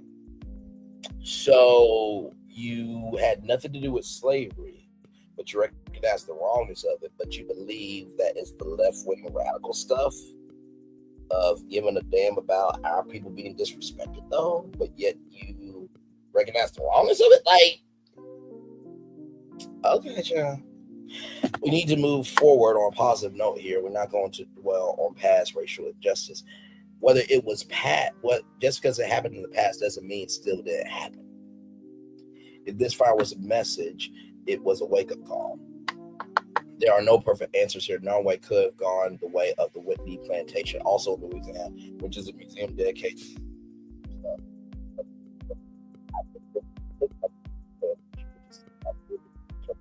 Nottoway could also Magnolia Plantation, South Carolina, where my elder and teacher Joseph McCrill raised his awareness about child slavery. It could have been more like Colonial Williamsburg in Virginia, where, as a consultant and scholar residents, I learned from generations of people behind the site's African-American programming.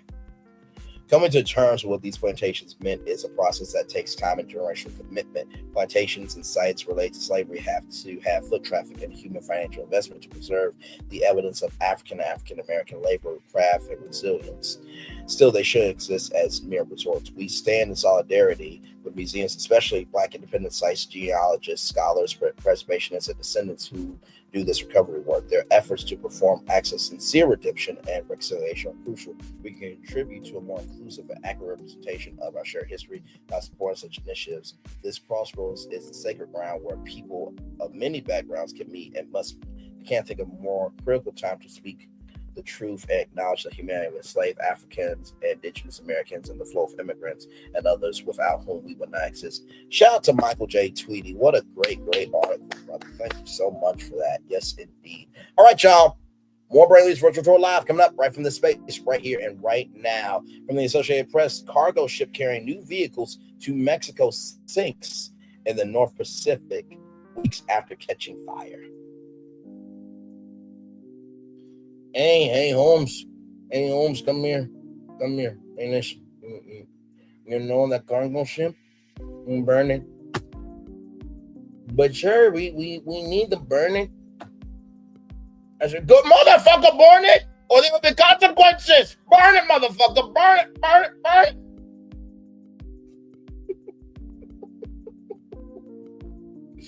See, this is what happens when everyone else elects an idiot that doesn't understand that a global economy lifts all economies. A rising tide lifts all boats.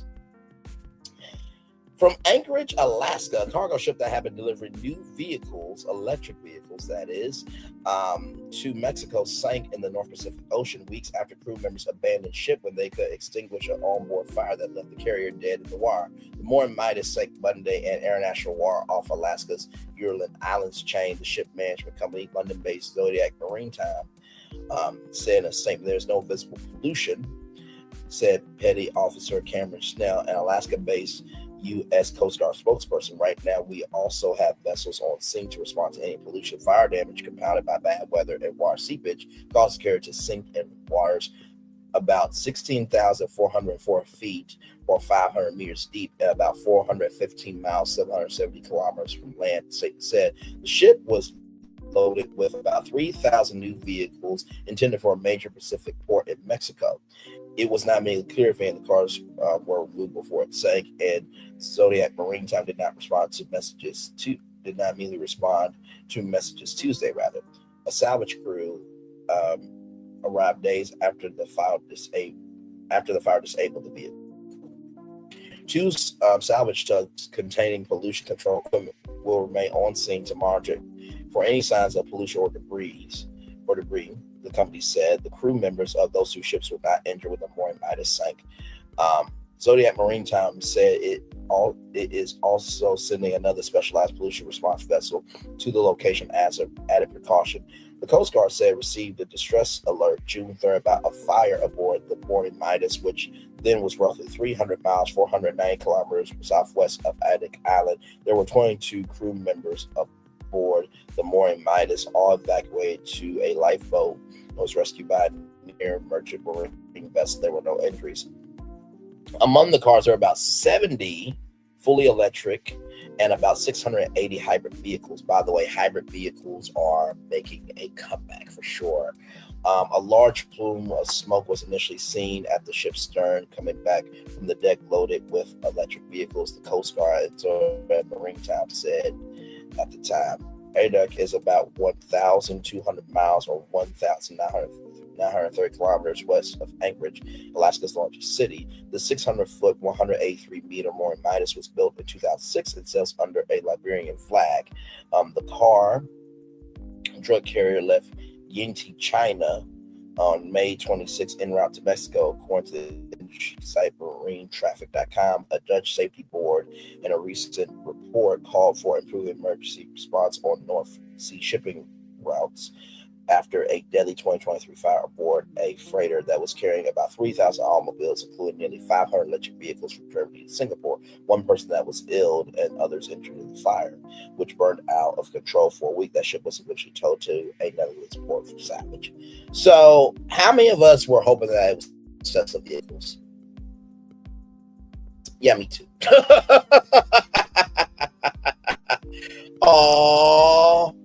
Oh, I'm sorry, y'all.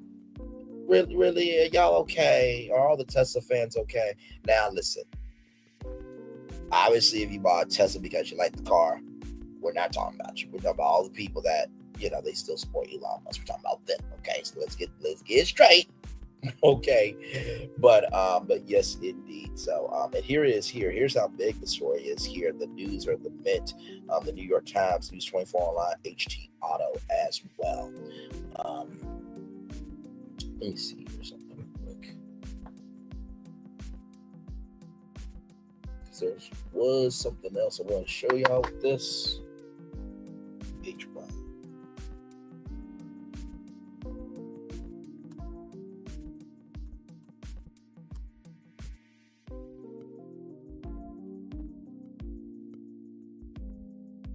There we go.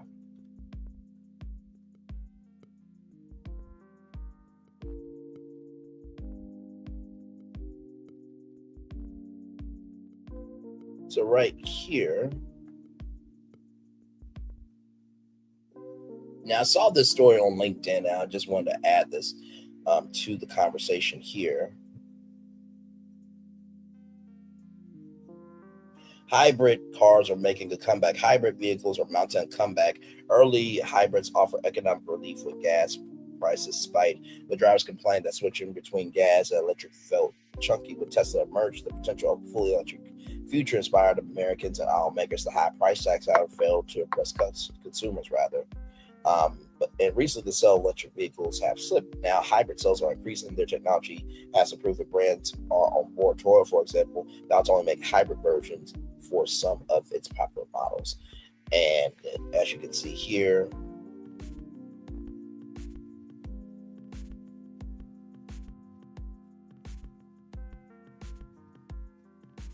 a little bit of everybody talking about here. And this one right here, I think is really good, from Karisha Karsov right here.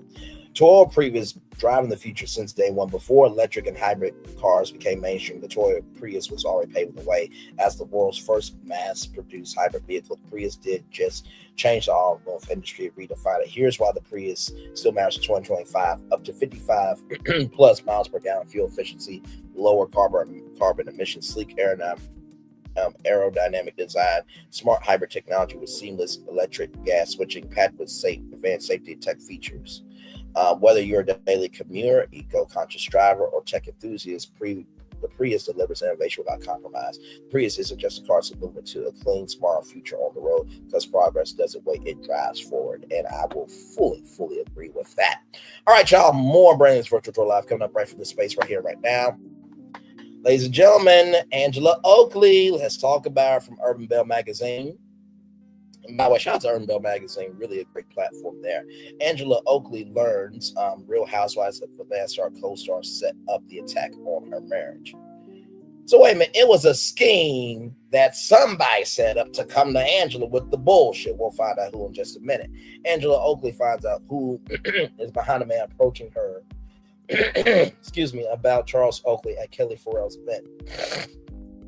Real Housewives of Atlanta fans have plenty to say about what went down during the most recent episode. Britt, Edie, Kelly Farrell's War of Words was a hot topic. However, many fans of the show are still trying to understand why a man named Marcus showed up to Kelly's cook-off event with messy accusations. As we reported, Kelly and Charles Oakley competed in waffle making competition. While Angela Oakley was eating her waffles, Marcus attempted to convince her to speak alone. When Angela didn't get from the table, Marcus invited everyone to toast Angela being cheated on. Kelly had the man escorted out of the event by security. Afterward, the ladies questioned who had invited Marcus. Kelly said she didn't know him. Later on in the episode, Angela said some associates visited Marcus at his restaurant for an explanation. Then he said someone paid him to show up to the event and make the accusations he made. So Angela and Charles were going to keep digging to find out who was really responsible for what went down at Kelly's cook-off. In the preview for the upcoming episode season finale, Angela seemingly finds out who hired Marcus, and she and Drew Sidora go to speak with Marcus as his employee, Alex. At first, Marcus maintains the story of Charles bringing another woman to the restaurant. Charles has been in my restaurant twice with another woman, says Marcus. When Angela asks when this supposedly occurred, Alex answers probably June. This sets off Angela's BS detector. You're a liar, a bad liar. In her green screen, Angela explains, we picked up on the bullshit immediately. My husband was coach of the Big Three. He was on national television at the time.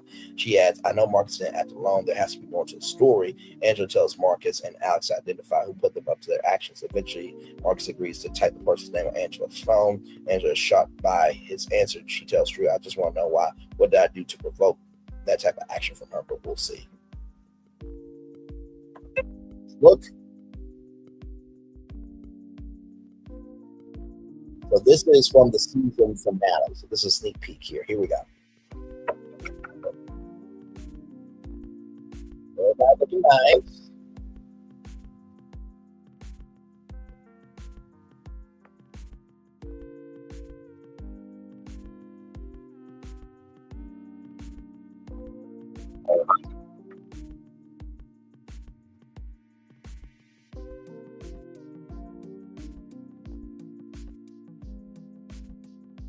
Okay, well, it's showing that can't be played, y'all. It is what it is. Showing can't be played. See, I tried to even pause it. Anyway, let me transition, y'all. Let me transition.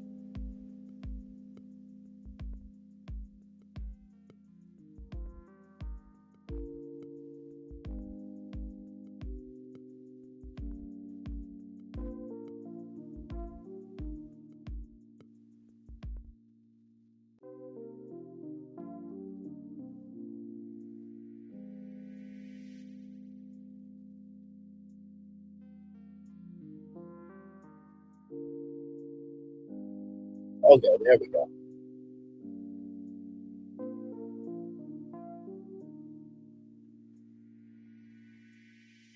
Okay, so can't play the clip. Let me see here.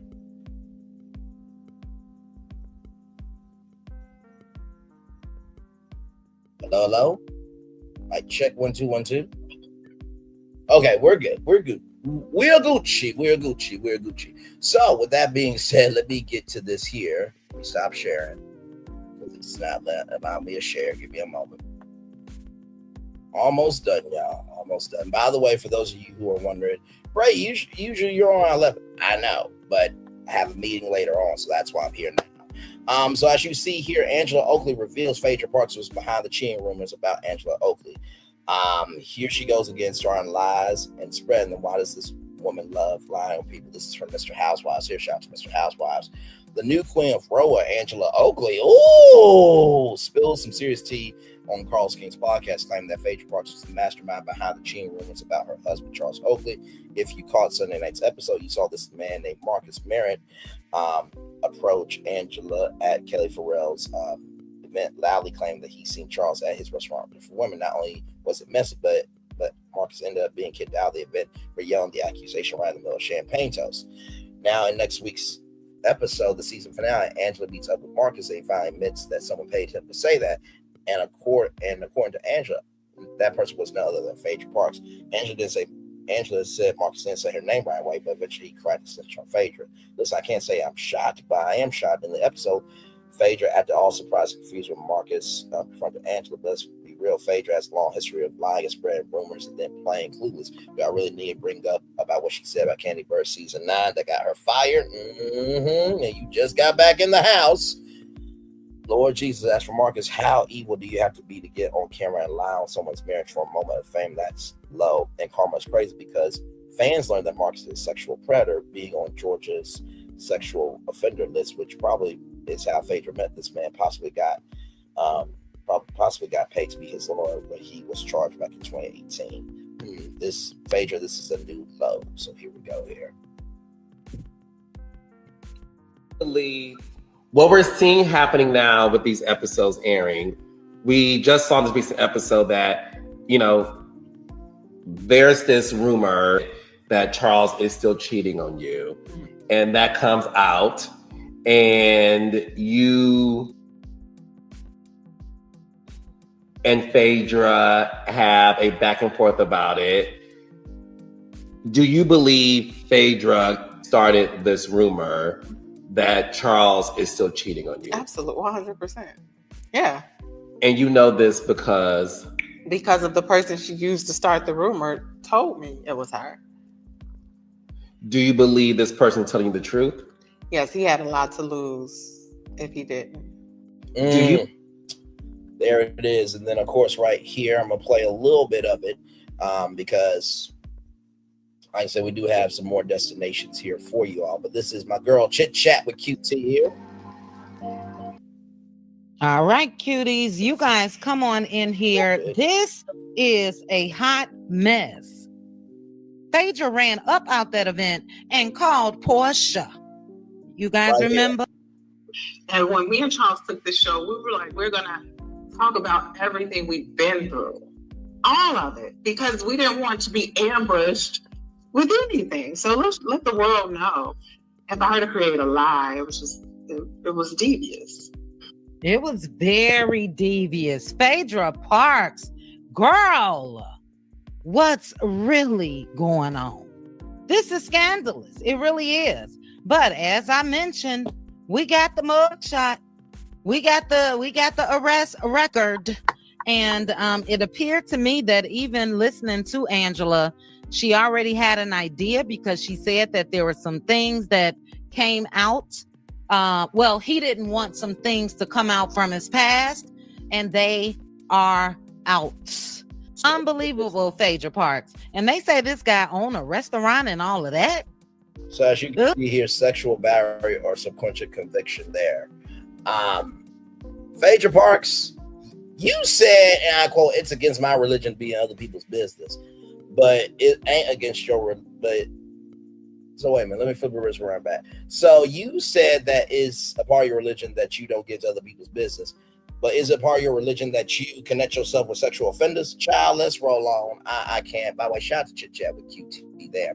All right, y'all, from blacknews.com, Black-owned beauty and lifestyle brand celebrate at One Day Marketplace Hue Affair in New York City. On Saturday, August 2nd, the energy in New York City shifts as Hue Affair takes over the Metropolitan Pavilion, 110 West 19th Street, New York City, 10011 for an unforgettable day of beauty, culture, and connection, presented by CVS Pharmacy and powered by Tech Mavana, which we talked about that they are a AI-powered generated hair care company. This one day, this curated one-day experience invites attendees to shop, discover, and vibe with the best in Black-owned beauty and lifestyle. Hue Affair is where culture, community, and Commerce Converge says Norleen Taylor, longtime beauty executive for this year's event curator. People come for the brands, but they leave with inspiration, real connections, and the joy of being in space that celebrates their beauty on their terms. So from 1 p.m. to 6 p.m., nearly 1,000 guests will immerse themselves in a space designed to spotlight 50 plus dynamic brands to celebrate textured hair and melanated skin and remind the industry where innovation is really happening. Hughes' Affair collaboration with CVS Pharmacy elevates this year's experience for both brands. Attendees centering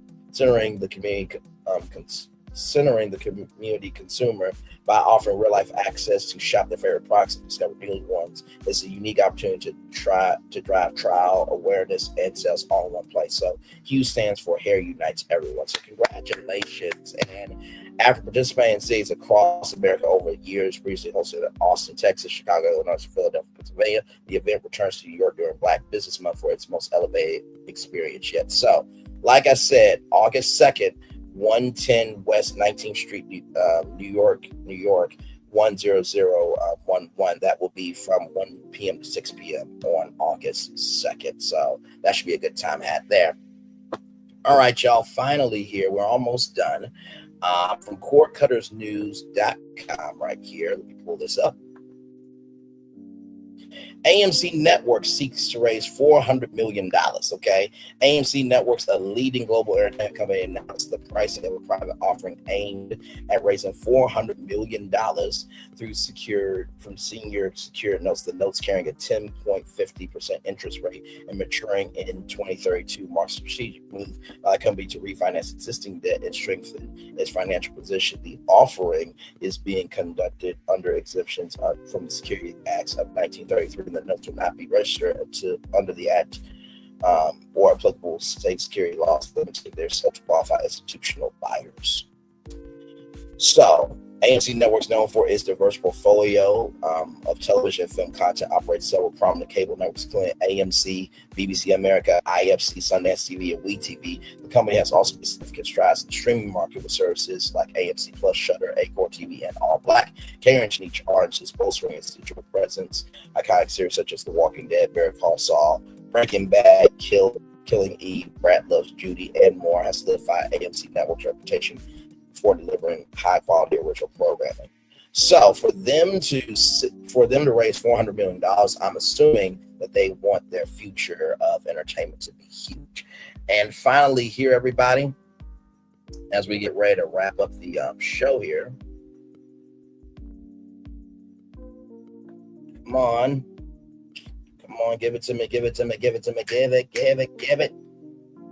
Seriously? Okay, there we go. Okay, here we go. So in case you guys did not know, Sega is getting into the theme park business here. Yes, indeed. Will show up. There we go. A Sonic theme park. Sega is on the possibilities. Blue Bird and his friends could be racing to their own attraction soon.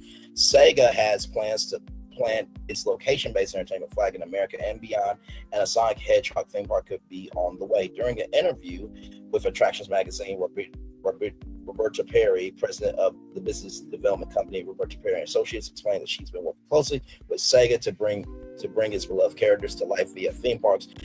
Very specifically mentioned lots of the Sega Hedgehog in detail. It does have theme parks around the globe.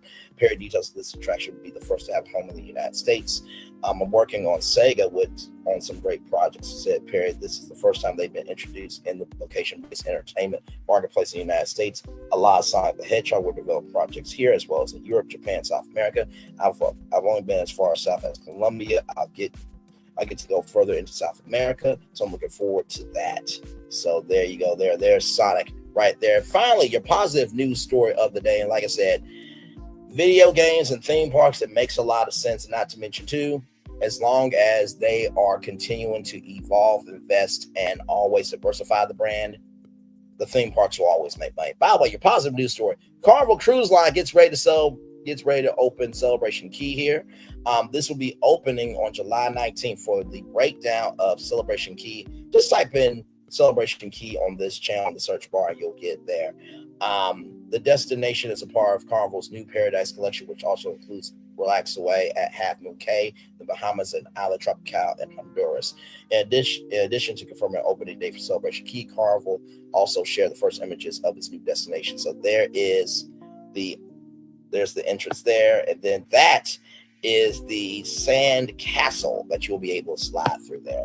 So very, very cool. There, the landmarks include the sand castle, 10-story building that offers two 350-foot long water slides. Celebration Key will also feature two of the largest freshwater lagoons in the Caribbean, Starfish and Calypso.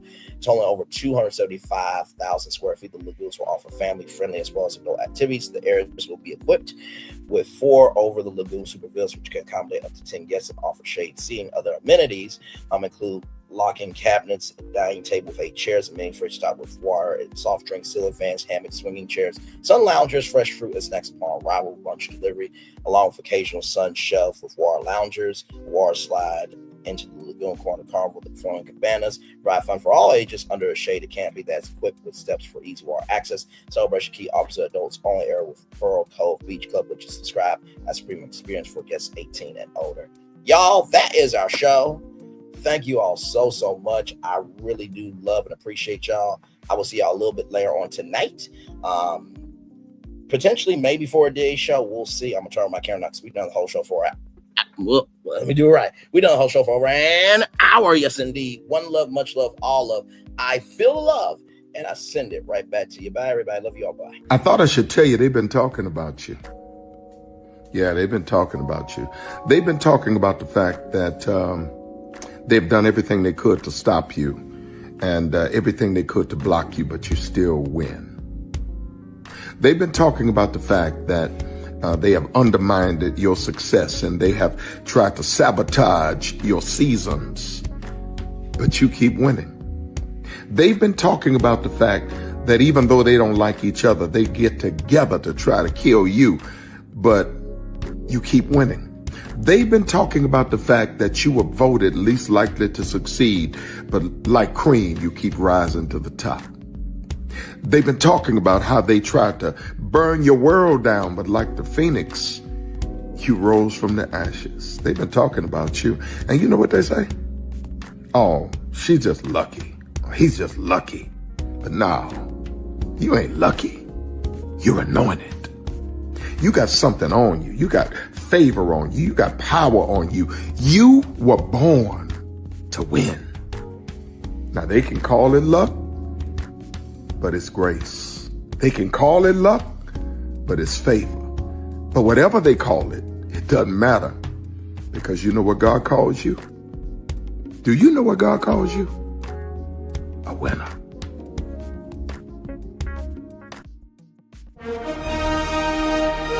Prepare for a journey beyond imagination, beyond belief, beyond anything you've experienced before. Universal Epic Universe, a new theme park where you'll step through extraordinary portals to 5 immersive worlds.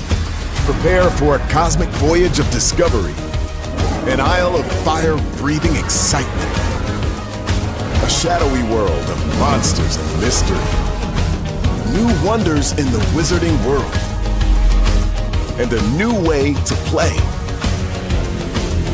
Plus the splendor of a magnificent resort hotel overlooking the park. It's all new excitement at Universal Orlando Resort. A week's worth of vacation thrills with 4 amazing theme parks, a variety of spectacular themed hotels, and incredible dining and entertainment. It's all at Universal Orlando Resort, where you'll find new adventures every day.